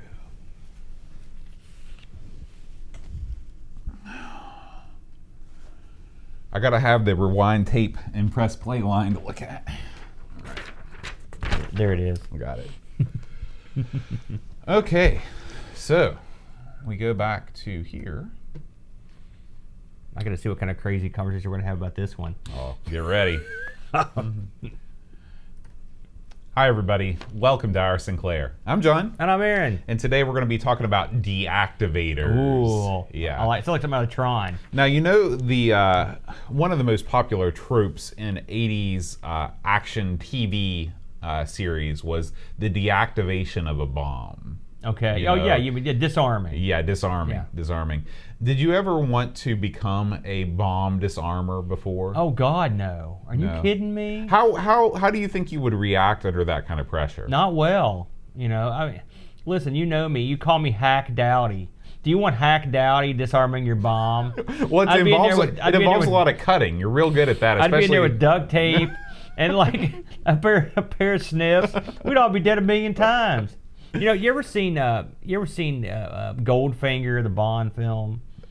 Yes, okay. I have seen that. You know, at the end of that, Goldfinger has rigged up Fort Knox to be irradiated by this bomb he's put in there. Right.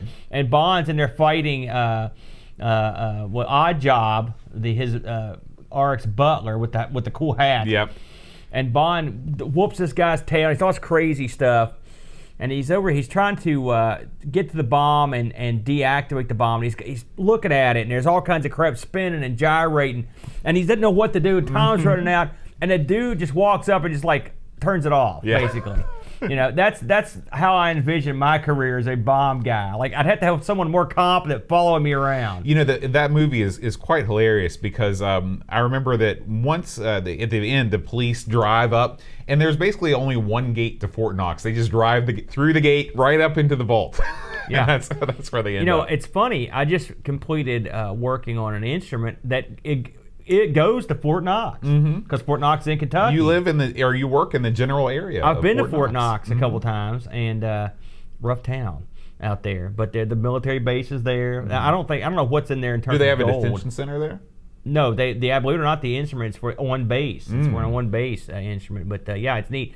You know, some of that film was filmed in Lexington and Louisville and surrounding areas. So sort of on location. And it is considered probably, if not the greatest Bond film, then one of them. There's a couple of Bonds where Bond has to deactivate a bomb. That's sort of a running bit in like spy movies and stuff. You know, nowadays they've got these robots and stuff that they sort of send, sort of like the game, I guess, that they send in to deactivate this stuff. And that's the way to go. You know, or just explode it, because if you kill a robot, no one cares. Have you heard about the phenomenon of exploding whales? I have, actually. But I don't remember why that happens. Why? Yeah, well, it has to do with the way that the bacteria break down certain aspects of the whale's anatomy, and it causes a chemical reaction that actually just makes the whale explode. It's nature's way of dealing with the problem. Is that? You know, if you were disarming that, that's a movie. That's a movie and a TV series. What you got to do several is webisodes. You got to go up to the blowhole, and you've got to you get like 7 or 8 buckets of like Zantac or something, dump in there. What would you do? Because I mean, I'm not sure what Zantac is. You know, that stomach stuff. Oh, right, like Tums. Right, and just dump a bunch of that in there. Do you remember the film Leonard Part 6? Oh man, I didn't. That with Cosby in it. No, I missed that one. There's a scene where he does exactly that. I think that he's forced to disarm some sort of nuclear deterrent with a can of Tums, and he's just sprinkling it around. And as he's doing it, he's singing "Alka-Seltzer to the rescue."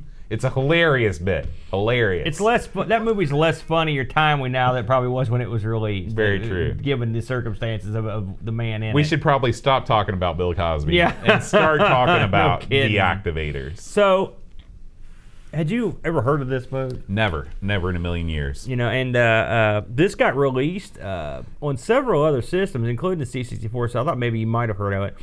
So now I've got this list that is being published by Areola Soft, but your box said otherwise. Reactor. So, and you know, these games get published time and time again.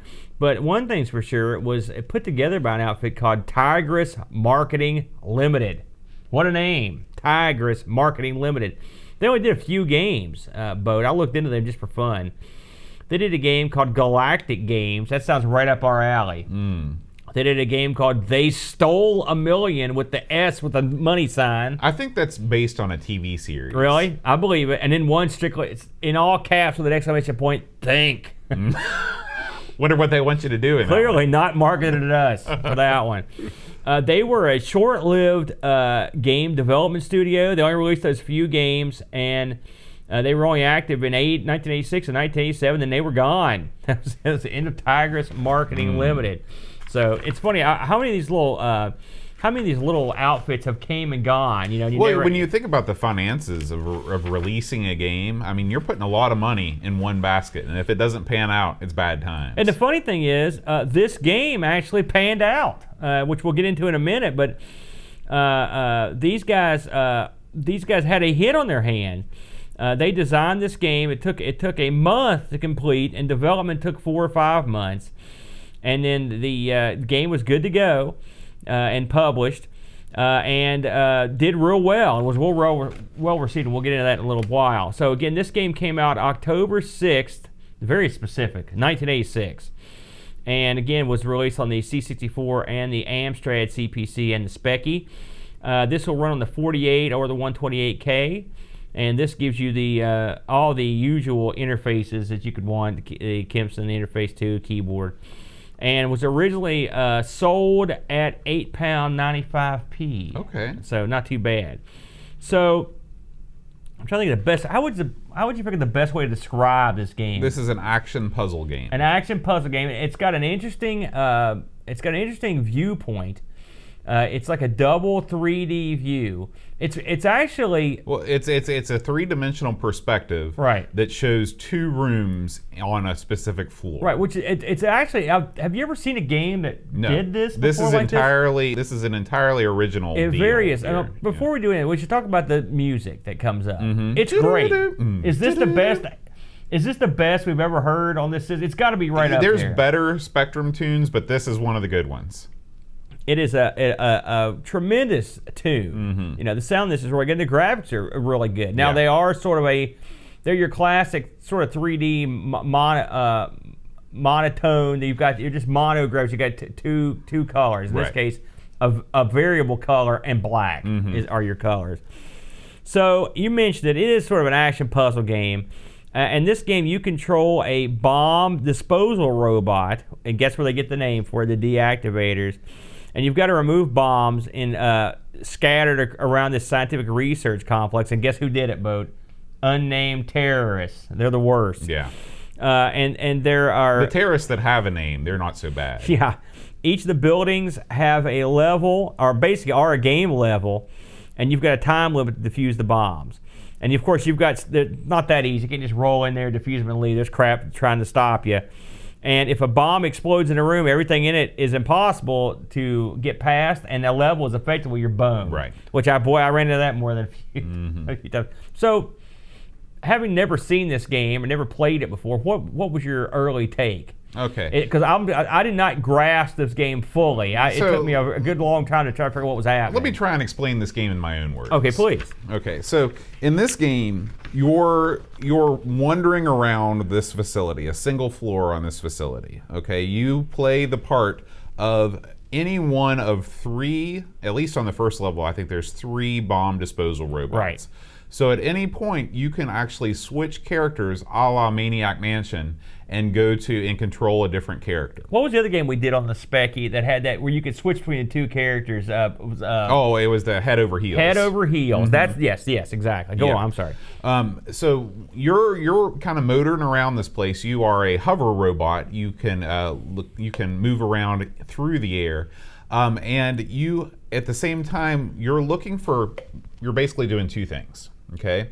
You're looking for a circuit board. Right. Okay. When you collect the circuit board and put it into a computer or some such device, it will open up an additional passage or window in the level. Almost like key cards. Right. Yeah. It's like a key card. Yeah. You're also looking for bombs. Okay. When you find a bomb, it's your job to take the bomb and do what every good disposal robot does: just fling it out a window. Shoot it in the air. Right out of the window, right into the parking lot. That was my. Yes, I did like that. Yeah. That amused me. Yeah. These floors are also populated with other robots, bad robots. These are the security robots that patrol a facility. Okay. These guys, I think, in the grand robot tradition, used to be your friends, but have been reprogrammed to be evil and chase you down. Yeah. Okay. So how do you accomplish your mission? What you need to do is you need to, first of all, figure out the location of all your robots and determine your route. This is a game that it's heavy on the puzzle and light on the action, though it's not incredibly light on the action. It's just incredibly heavy on the puzzle aspect. There is a certain route that is kind of your optimal route that you need to take, where you need to target the right robot, control him, find the bomb or find the key card, then move on to the next guy. If you do things in the right order, the game becomes easier. these security robots really get in your way. They move fast, and it basically becomes a game of tag. When you move your robot into a room with a security robot, the security robot starts chasing you, and you've got to get away from them. Okay, so how do you do that? You can move into other rooms, but the robot will follow you. The way that you get rid of the robot is you actually have to fall through the floor a certain number of times, and the security robot can only take a certain number of falls before it gets destroyed. So that's how you get rid of the security robot. So what you have to do is you're throwing bombs out of windows, and the way that you do that is when you press I think it's one of the keys on the keyboard. It opens up a menu, and you've got your which robot do you want menu, you've got your survey the scene menu, and you've got your bomb throwing menu. Okay, when you select the bomb throwing menu, you get a kind of a gauge, kind of like playing a golf game or something like that, where you can choose the angle to throw the bomb. It reminded me of the hammer throw. Right, in track and field or something like that. So that is essentially the game in a nutshell. They throw different things at you in later levels. For example, they spin the gravity around on you in certain rooms, so your controls are all messed up. They make certain rooms completely dark, so you're just kind of stumbling around in there. And of course, they make the location of the circuit boards more and more difficult to find because they plant more and more security robots in each floor. All of this is set to a timer, of course, because the bomb is ready to explode, and you've got to get rid of it before it's game over. I did not fully grasp some of this game, and it made it difficult for me to get very far.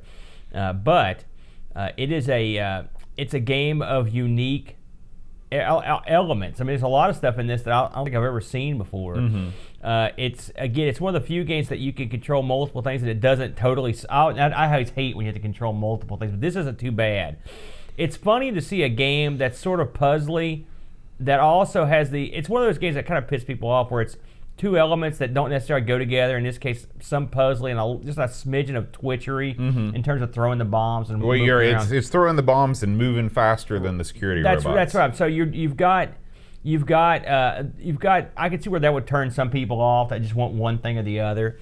But it's sort of made it for me. I mean, even sucking as I did, it was more fun for me because there was elements there that I could sort of get into. Mm-hmm. It's actually pretty clever, isn't it? But all things considered, like I said, the tunes in it are good. The graphics are good. They do a good job of giving you that sort of three-dimensional feel. Mm-hmm. Once you get used to the way the halls and stuff are laid out, especially with the pits and stuff, that was all very confusing to me when I first started playing. Yeah, and it doesn't help because to give the illusion of depth, you have to draw the floor in a checkerboard pattern. Yeah. However, the pits are also dark spaces on the checkerboard pattern too. So there are also teleports. We forgot to mention the teleports. You have to use those to navigate yourself around these floors because there are some rooms that just have no way out. And again, the major problem that I have with this game is it throws everything in the kitchen sink at you right off the bat. You know, it doesn't introduce the reverse gravity rooms in the first level, but everything else you've got to do. There's no like training levels in this game. You're right into it, and it's not easy. It's not easy. I was not able to complete the first level of this. You have to. Well, I loaded this up to try it as usual without reading anything about it, and that lasted about 10 minutes. Mm-hmm. I'm like, well, time to go find the documentation on this because this isn't one you're just going to pick up and play. But I think this is one of those classic micro games that if you sit down and give it enough time to understand it and comprehend all of the principles of what's going on, that you can have a good time. There's a lot of panache and attention to detail in this. Everything from the high score table to the way the game opens up, the way things are rendered. They did a lot of clever little things there to make it more fun. The gravity stuff, I had to go through and watch a playthrough just to even see that stuff. But it looks neat. You've got upside down. This is a game that will reward you. Put a lot of thought into it. If you are a puzzle guy, this is really great. This is a totally unique thing. And I think this is it's a blessing and a curse to have a unique game because nobody's sure how to market it. Your marketing guys don't know whether to push they're going to push the arcade action because that's the thing that sells the most units. Yeah. But if you were a kid and you brought this thing home looking to play something like Mercs or something, you're going to be disappointed. It's funny you should mention that because I was reading here a little snippet of how this game did, and it was a very popular game. It got good reviews, but the people that wrote it say there was basically in terms of the selling of the game, it didn't do well. It didn't sell well, and they think that one of the main reasons was it was just exactly what you said. It was kind of hard for the people to publicize these strong aspects of the game because it's a difficult game to explain. These days, in 2019, there have been games in every genre, almost every conceivable thing has had a game. But in 1980, when did this come out? 1986. There were just not that many gaming genres yet. And when you had a game that kind of bended or blended genres together, it was a difficult sell, I think. Yeah. To show you how popular the game ended up being, this was ranked 28th on the Your Sinclair official top 100 games of all time, which is very high praise. And it was compared favorably with games like Spy vs. Spy. It's funny, I've played Spy vs. Spy, and I think this is probably a better game. Oh, undoubtedly. Spy vs. Spy is well, first of all, it's if you're not playing it in two-player mode, what are you doing? Yeah, you got that right. At its core, it is a pretty simple idea. This reviewed pretty well, Boat. It got a crash 85%. Not bad. Not quite a smash. CVG gave this 9 out of 10. And Sinclair used to give it 5 out of 5. And your Sinclair gave it 9 out of 10. Those are pretty high scores. And so this is one that I will have to go back and spend a little more time with. This was I liked what I was seeing here. As I try to understand what was going on, but you're right. The difficulty on this, which boy, how many times have we said this over this month? Everything's hard right away. And again, I think the difference is in those days, they knew that the people playing this would be playing this and this alone for months. A good long time. And so they weren't as shy about dropping the brutal levels right away. Another thing we haven't talked about yet, is the speed at which both your player character moves and the security robots. This game is as smooth as silk. Yeah. It of course, it's a monochromatic display, which frees up space for speed. But in my opinion, this game would not have been any less fun. It would have been much less fun if they'd made it more colorful, but your guy moved slower. Yeah, I agree. And something else we should touch on. Of course, I didn't try this, but this has a level editor, so you can make your own rooms, which that would be kind of fun to sit around doing that. I'm sure there's some fan-made stuff out there. I looked this up on the eBay, and there are a few copies out there. They range. I saw a couple going for around $20 to $25, and then even saw a copy going for $8. So it's something you can obtain. It's actually one of the more expensive titles I've seen that we've looked at on this show. Yeah. Another interesting thing about this game is that it was ported to. Did you go over the ports at the beginning of the show? Yeah, C64 and the Amstrad. Right. Yeah. The C64 version looks like garbage Really? compared to this version. Yeah, you looked at the C64 version? Yeah, because they retained the monochromatic look, but instead of the awesome, pastel bright color palette of the Speccy, you get that sort of drab look that the C64 is kind of famous for. The brownish. Yeah. It is no good. So if you're going to play a version of this game, stick with the Speccy version, possibly the Amstrad version. I didn't look at that. It's funny when things are ported from the ZX because they don't necessarily work well when ported to another system in terms of the way they look. Because Right. I don't know if it's because you have certain expectations graphically, but that's one system that I don't think ports coming off of it and fared all that well, at least so far that we've looked at. Absolutely. So I haven't looked at the C64 version. I'll have to check it out. But overall, an interesting title, very unique. We did get some reviews on our Amigos Retro Gaming Discord server. Let's see here. There you go. I want to make sure that's the first one. Here we go. Starting up with Pixels at Dawn. He says, I really like the Zybot's perspective of this clever puzzle game, but the size of the rooms and the speed of the guards made it next to impossible even on level 1 to progress. As soon as a bot is dead, there is no point in continuing. Even watching a walkthrough online, I wasn't able to repeat the requisite moves to advance. A lot of potential here, but give me a chance, game. Yeah. 4 out of 10. Spence QLZX. Says it's an arcade puzzler stupendous. It's a Spectrum game, and there's no higher compliment in this world you can give software. 9.16 out of 10. Bizarre. Yeah. Next up, let's see here. Chris Fold says, this on paper should be my cup of tea. I read the manual, I've put in a couple hours, but this game is Macho Man Savage hard. Oh, yeah. This game concept, graphics, everything are spot on, but I just can't get anywhere, unfortunately. That's exactly the way 4 I out of felt 10. right there. That's 4 out of exactly 10. the way I felt. Yeah. So I'm not the only one. It's just very difficult. Thank you, guys, for leaving those reviews. We always enjoy reading reviews from our Discord channel. All right, Aaron. It's time. We're at the end of the show. Mm-hmm. I want to thank all the fine folks that make our Sinclair happen. All of our Patreon supporters. I'd like to thank Andrew Waite, Jeff Owen, David Spencer, Cap'n Crispy, Laurent Giroux, Gary Heather, Eric Nelson, Harbonaut, Graham W. Vebke, Frodo NL, Don't Wear the Ring, Tapes from the Crypt, Pixels at Dawn, Chris Folds, Paul Bossman Harrington, and a man from Down Under, Christopher Hassel. All right. We'll get a couple men from Down Under on that list. We do. And if you want to support the show, patreon.com/Our Sinclair. Yeah. Next week, Aaron, we are going to be playing, it's our Halloween spooktacular, Yumiko in the Haunted House. Ooh, okay. Yeah. Haunted house game. Yeah. I'm down. It's going to be cool. You ever played this one? Not played this one. Really looking forward to it. Is this though. amongst the ones you own? No. I believe, and don't quote me on this one, this may be a more recent release. Oh, okay. Maybe. Wow, we haven't played any of that stuff. Yeah. That'll be Actually, we have more T. Vicker. Oh, yeah, you're right. Yeah. I forgot about that but one. not very many. Not Yeah. very many.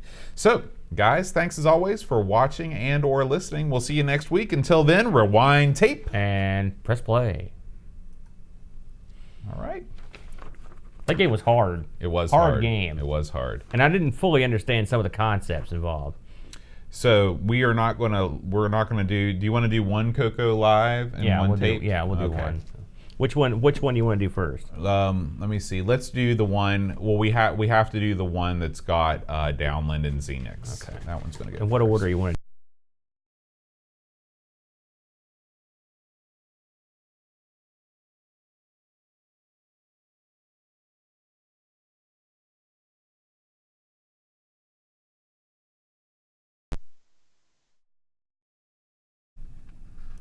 All right. That's right, Pixels. I'm getting better. However, we need to put our camera on. There we go. And make sure everything looks okay. All right. We'll be right back after these messages. Oh no. So I'll hold on to these notes for when we do that. Stick that over here. Right now we got 16 people watching us. That's not too bad. Not too bad. We got 112 followers now, so we really jumped up a ton thanks to your video. You think? Oh yeah. It's got to be what it was. It was, because nobody would know otherwise. Amiga love. So do you want to do Downland first? Is that the plan? Downland first. All right. Always Downland first. I'll be getting the notes from the other one off my phone, so I don't have them written down. I just set my phone down here beside my other stuff. Okay. Did you like that one? Yeah, that was good. That was good. All right. Got my Coco notes here. Okay. You ready? Or you want to scroll a little bit? No, I think I'm okay. I think we're ready to go. Okay. which would I jump kind right of in. wish. I kind of wish I would have given you that calendar on every episode or on every show today, so we could have promoted it a little bit more. But Just keep giving me the same. Yeah. Well, both. Thanks. I didn't know. I did buy one for you to give to Brent, and you can talk about that's it on air. nice of you. So. Isn't that nice? Okay, we will. Okay. You just go run the show just like normal, and we'll just do it the way you want to do it. Just like normal. All right, I'm ready, man. Let's do it. All right. Downland and Yeah. Xenix. Just want to make sure. Okay. Let me make sure our mics are turned on for all these scenes. Okay, they are. Curtis, I got to push your website too. His website is like one of the number one websites. It's the number one website for Coco gaming. I get a lot of information on it. I'm gonna pitch your site. Can I just say it's lcurtisboyle.com? It'll get you there, right? That's what I'm gonna do. I get a lot of information off his site. In fact, he's one of the few, frankly, that has and he's probably the most expansive. All right, here we go. Hi, everybody. Welcome to the Coco Show. I'm John. And I'm Aaron. And today we've got two sweet, awesome games to talk about. We're going to be Sweet. talking about Downland and Xenix. Yeah. How many times did you type download into your search thing and type in download? Yeah. Every time. Every I couldn't time stop is the myself. answer. My hand would just not type download in there. You know, if you were going to name a game Downland, would you make it about this? Would you make it a cavern, sprawling adventure? It works. Ironically, this was not the original title intended for download. Oh, really? Well, Yeah. let's just jump right into it. Yeah, then. shall we? So, of course, I'm guessing you never played this one, had you, Buster? Never. Now, I hadn't either. And it's funny because I distinctly remember seeing the opening screen for this somewhere and maybe even seeing the game, but I don't remember having any interest in it. Mm-hmm. And so, and of course, you know me. It's like this game was like they built it for me. It's like, Right. Here you go. So, Downland, published by an outfit called Spectral Associates. I saw that. It's a very... That's a super cool name. we should have saved this one for the Halloween show. Yeah, no kidding. Released in '83, and this was developed by the guys over there as well. Now this came out, of course, for the Coco and Slash the Dragon folks. Also Now, had the plays Coco 2 had already been released by '83, right? Yeah. Okay. Yeah. So now this one will run on the Coco 1 and 2 with 16K, but get this. And this has issues running on the Coco 3 with the cartridge because they put some kind of wacky copy protection on it. We've heard this story before. Yeah, and so what it did was it wouldn't work properly. Now it's funny. I read a note on a couple of different areas where you could take the cartridge and you could put some tape over it. You know, but, RoboCop dongle ahoy. yeah, but I wouldn't recommend doing that. And so luckily, since I'm playing this off the SD card, Coco SD, no problems. It ran. I didn't have any troubles at all running it. This game was originally going. The author of this guy is a guy called Michael, and I'm going to try to lay this down. Okay. Acclamare. That sounds pretty good, man. Okay, Acclamare. It's like an award-winning horse. Anyway, he was going to originally call this game Cavern Climber. But then he knew about a game that was coming out from Steve Bajork called Canyon Climber. Right, and a little so bit too close. He too close changed to the it. mark. He changed it to Downland, which that's kind of neat. Something else that was out there was the original game. The original version of this game was too big to fit on the 8K ROM that Tandy wanted, so they had to drop some of the original setup of the game to make it fit. So I think that's kind of neat. So, like I said, if you've got a Coco 3 and you're actually trying to buy this cartridge, I think I own this cartridge. I think this was amongst the cartridges that came in that huge haul I had. Oh, okay. I wish I thought about that, but I think this was one of them because I remember looking at the actual cover of the cartridge and thinking like, oh, I think I recognize this. So, what is Downland? Downland is sort of your classic run and jump platformer with some interesting twists and sort of an exploration element to it. You play a guy who is in a cavern and he's going through and exploring, and you're picking up keys to open up doors. Now your guy is not named, right? I don't think he's named. Okay. The guy looks sort of like he looks sort of like a Mario type. Mm-hmm. I think he looks much more like Mario than a Manic Miner or a Hard Hat Harry or anybody like that. it's funny. I was just talking to Curtis, and I was just telling Boat that a lot of the information I get for these Coca games come off of a site called, and I'm going to say this now, lcurtisboyle.com. Okay. Right? Simple. And a lot of these games you can access the database here. And Curtis is actually one of our buddies here. He's in the chat right now, and he's been pretty much coming to our show since we started it up. Real nice fellow, and his site is ripe with information. And so you get the full scoop. But he was just saying that the fellow that made this, when interviewed, said that he'd never played Donkey Kong before he made it. So and this is nothing like Donkey Kong in terms of the actual game, but it's jump around and your guy sort of looks like a Mario type. But that's pretty much where the similarities in. So you're in a cavern. This cavern is interesting in that there are droplets coming off the ceiling in this cavern that are deadly. And you are tasked with running through the cavern. That's what they should have called this game, Deadly Droplets. Deadly Droplets, yeah, man. You're running through the cavern and going through various doors to get to the end. The neat thing about this, and this really blows my mind on a Coco game, Boatster, is the exploration element of this is there, and it's in full force, because these are single screen caverns that you go through, but the caverns lead to other caverns, so it's almost like exploring a cave system. And so and you will it's not just like you solve one cavern and get to the other one. You have to go back and forth between doors to get the keys to go to other doors. I think that's fantastic. Let me tell you something. It's not like this fellow just sat down and said, just put some levels in, wham. I mean, you had to think about how this is going to work. He had this mapped out for sure. Yeah, the level design in this is quite good. It's very, very good. And your guy has quite a few abilities. Of course, he can run, he can jump, he can go up and down vines, and he can also shimmy across like ropes sideways. You are avoiding mostly those droplets, but there also is a bouncing like a ball that comes out occasionally. I hate that ball. It's the worst. That ball is my least favorite thing in the game, is trying to avoid this ball. Now, that's not the only thing that can kill you, though. No. This game has the one of my least favorite things about classic gaming, the dreaded fall death. Yep, death. If you fall more than the height of your character, you will die. That's right.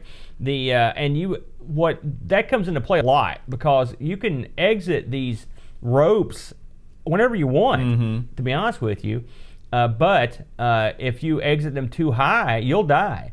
Now, you can jump from rope to rope without any trouble. You know what, this game doesn't remind me as much of Donkey Kong as the play elements remind me a lot more of Donkey Kong Jr. Yeah. Because there are vines involved, those ledges, especially if you look scattered throughout the game are like little mini vines, and you're like, what are these there for? And what they're there for is to avoid, like the ball, for example.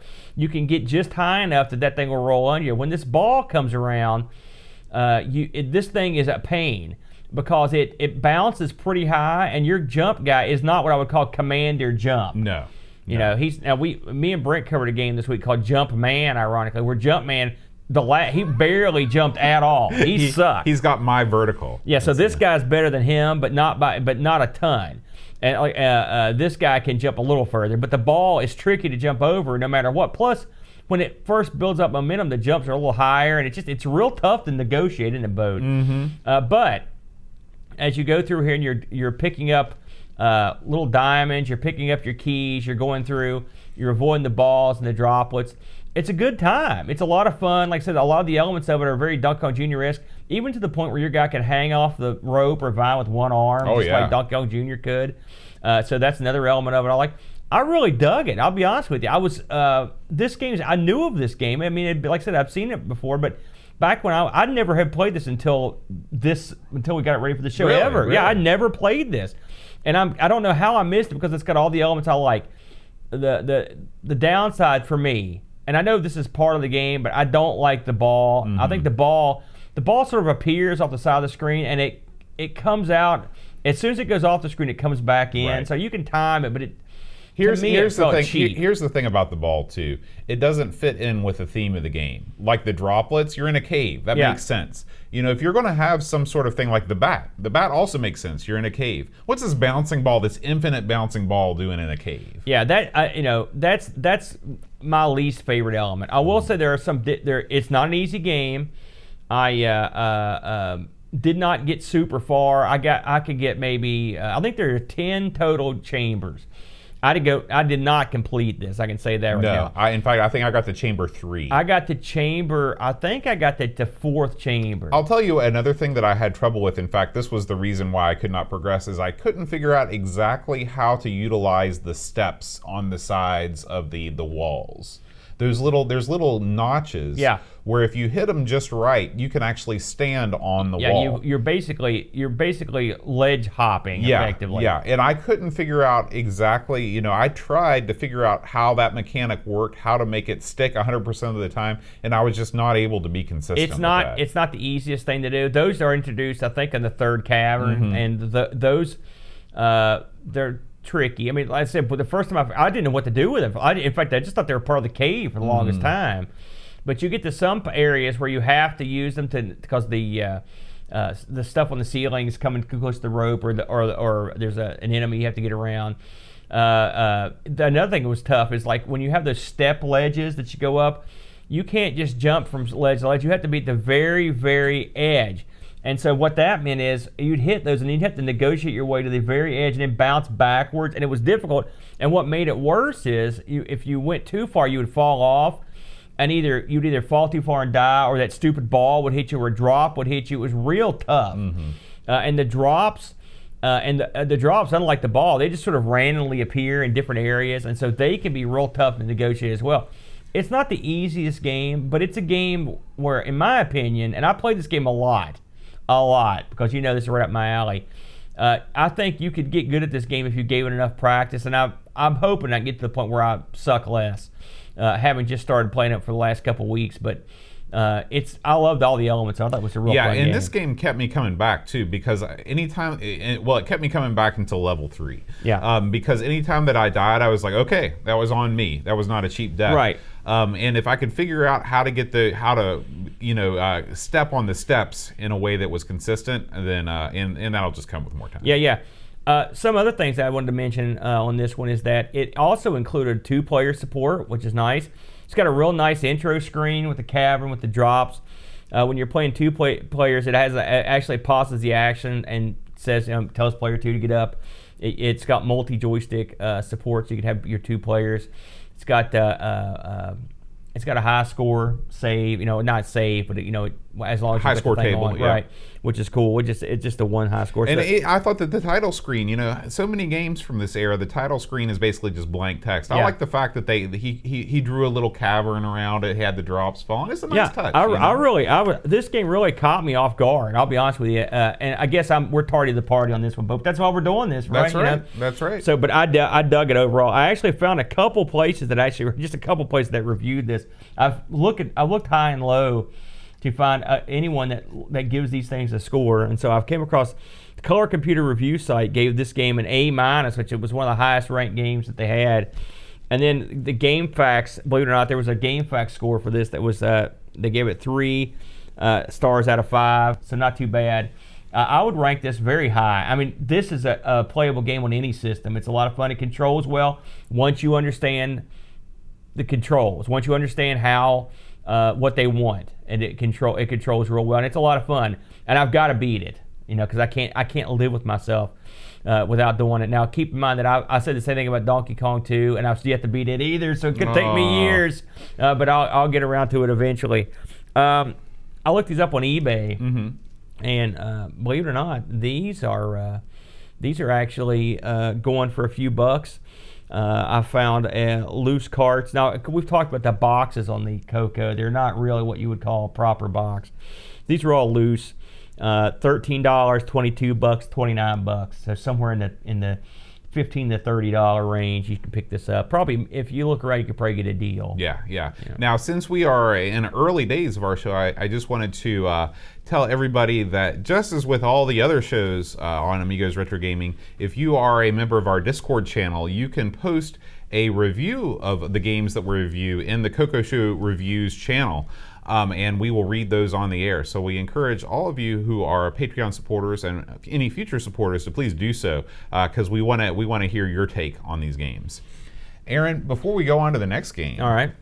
I thought we'd take a little break in the action and do a quick hardware update, because there has been a new piece of hardware that's come into my life since last night. Yeah. It's actually right to your left. You want to pull it out there? Yeah, sure.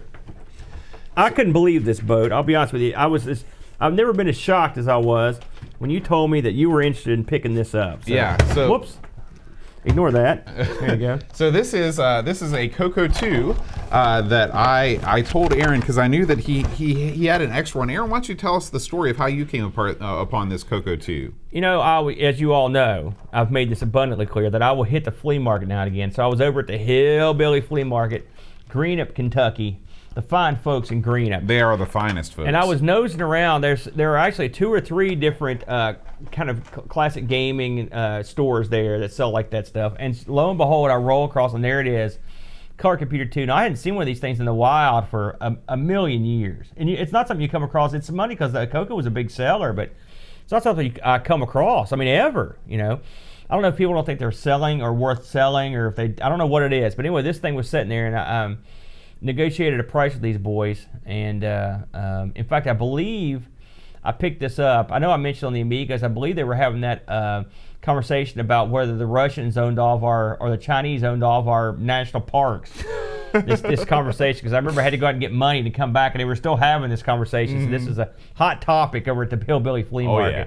But I picked this up, and it came with a brilliant cartridge that was, I think it was some sort of database. Mm-hmm. I think it's actually just called Database. Yeah, and I took this thing to the shop, cleaned it up. It wasn't working when I first got it. I cleaned it up, cleaned all the connectors, and it works great, no problem. So what do you have planned for this thing, Bo? So I've got big plans for this Coco 2.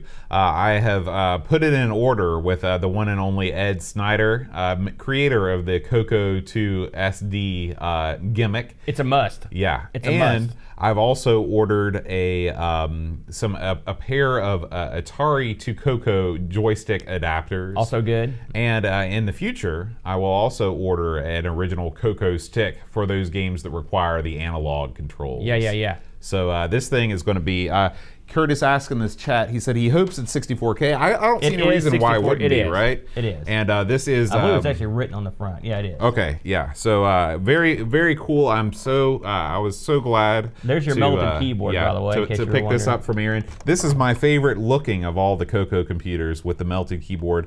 So I can't wait to fire this thing up and do some live streaming from actual Coco hardware. Has some yellowing. Yeah. Should be like, now, Bud, have you decided what you're gonna do with the video on this thing? You're gonna keep it the way it is? No, in fact, another thing that I ordered from Ed was the composite mod. Oh, so boy. I will be installing that mod and running it direct into the capture card, so we can capture some glorious video footage of the Coco 2. That's gonna be amazing. So that'll be a lot of fun.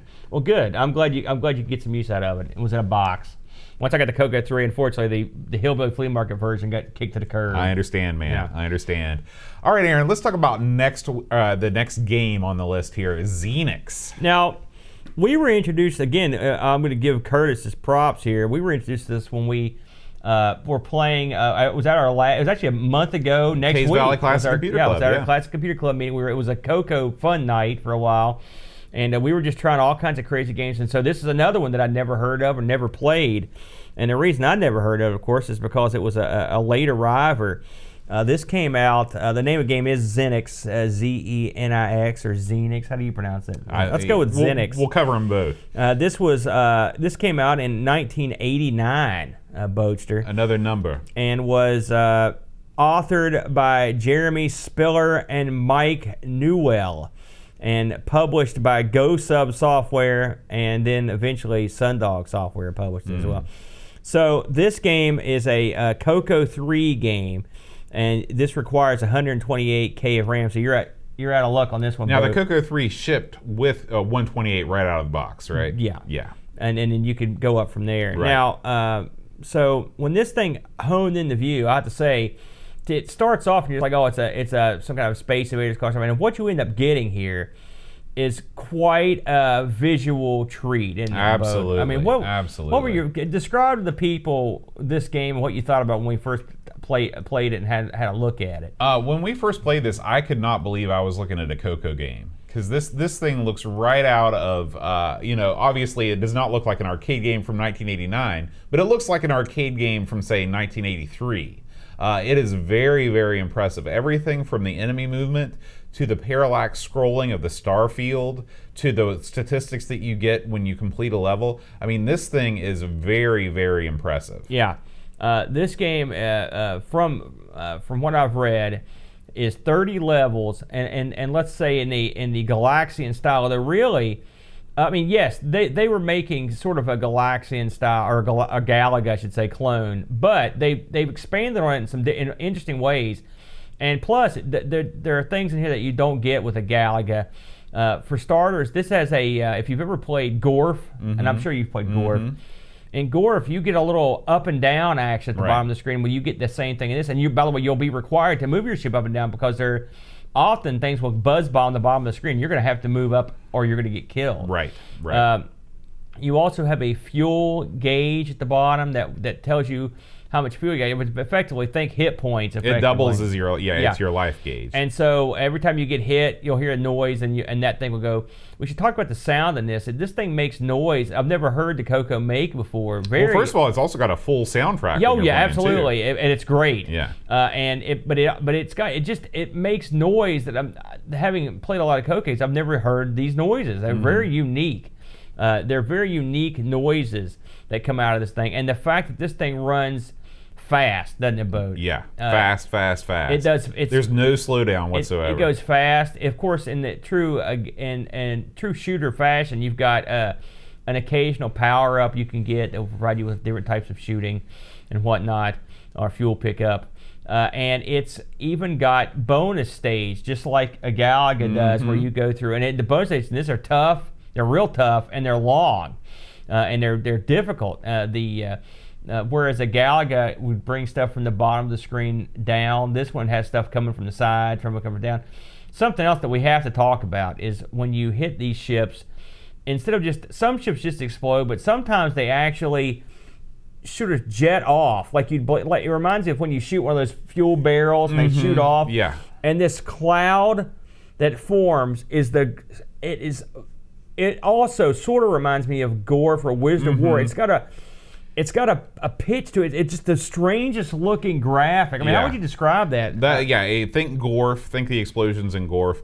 It's a pink and yellow flashing explosion that just is very, very impressive. Yeah.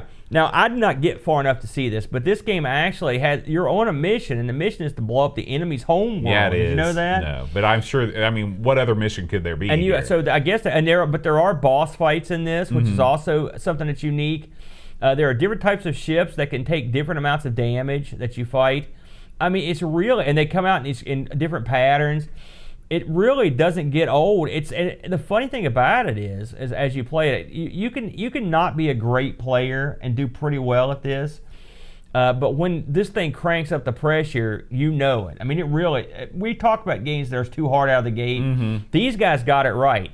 This game starts out relatively simply and then ramps up. Yeah. But you get plenty of playtime in there. And if you're not that good at it, you can still have a good time. Yeah, here's the thing. Because they chose to go with a life bar instead of a one-hit kill type situation. Oh, thank God. You can play a good long time, even on your first game, and you feel like you've accomplished something. It's great.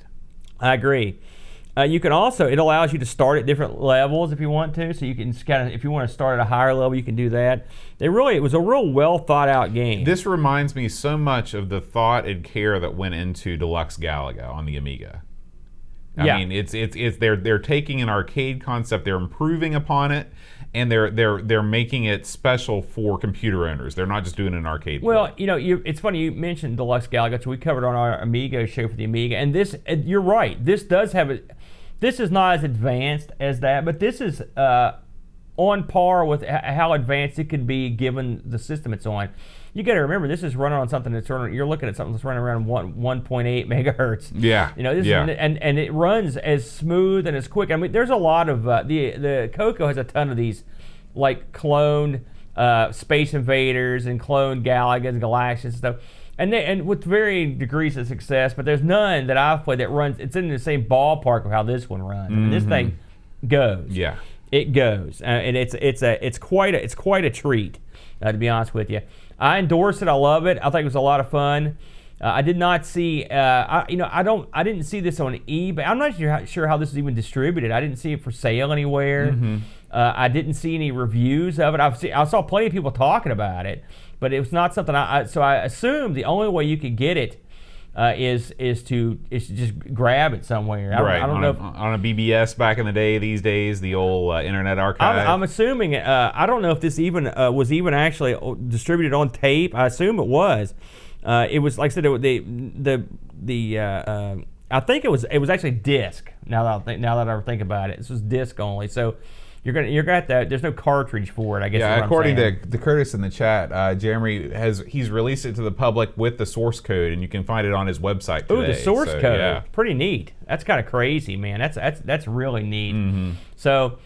Great. Is this how do you put this amongst the stuff we've played? Granted, well, this is still early days in my Coco life, but by far, this is the best looking, sounding, and playing game that I've ever seen on the Coco. This really gives you an idea of what could have been done. And I will say, musically, we talked about this a couple weeks ago, the Coco surpasses a lot of the makers of the day in music. I mean, it could really crank out some pretty decent music. Yeah, absolutely. You know, and it's got that classic computer sound that I enjoy. A little bit fuzzy. I love that. You know, and I do remember that's one of my favorite things about the Coco. You can sit down and play some nice tunes on it. I remember loading stuff up just to listen to it. You know, so it takes me back. But yeah, this I feel like we're jumping instantly in the deep end here because these are both the games we covered this week are two really spectacular games. Absolutely. All right, Aaron. As we come to the end of the show, I want to thank the fine folks that chose those games for us, members of the Coco Show Game Selection Committee over on Patreon. Graham Bebke and Wing Chun Wolf selected those games. If you would like to be part of the team that picks the games that we play, head on over to patreon.com/The Coco Show. We also want to thank our Coco Show supporter, Jeff Landreth, for supporting the show. And we'll share some big news. The Coco Show, because of the support that we've received already, is increasing from once a month to bi-monthly. And so we are, and eventually, if we get to the point where we have some more game requests coming in from folks, we're gonna move to full-on monthly. So look forward to that. And guys, we really just, we've received so much, so many great messages, so many positive messages from people in the Coco community. You've really welcomed us with open arms as the new kid on the block. All the fine folks over at the Coco Talk Show, and what's the other one? The Coco Crew. The Coco Crew, yeah. So it's not easy coming into an already established community, and you guys have been super friendly. So we really appreciate it. It's very rare that I get to be the new kid at anything. Yeah, I'm the old guy at everything. All right. Well, thanks as always for listening. If you want to watch this show live, we record each show live over at twitch.tv/Amigos Retro Gaming. So you can check that out. And of course, we can be found on anchor.fm/The Coco Show. You can find links to all the podcatchers there if you want to listen to the audio version of the show. Thanks for listening. We'll see you next time. Adios. All right. Thanks, guys. Yeah, thanks. We'll see you next week. We'll be back on Friday next week. I did get to one. Yes. He was awesome. I did not. We did that right there on your TV. I got the one, but I this week I got the. You got the skills to pay the bills when it comes to these. I do. I actually was pretty. I felt like I was pretty good at that game, to be honest with you. I played it quite a bit. Yeah. Although I will say, Downland captured my attention quite a bit this week. I played a lot of that. What are those things? Who knows? It's Brent. You know it's goofy. Thanks for finding us on Twitch, guys. Yeah, thanks for making the switch. We were worried that nobody was going to show up, so we're glad you're here. We should be back in action on Friday as normal. Friday as normal. Adios, muchachos. Adios.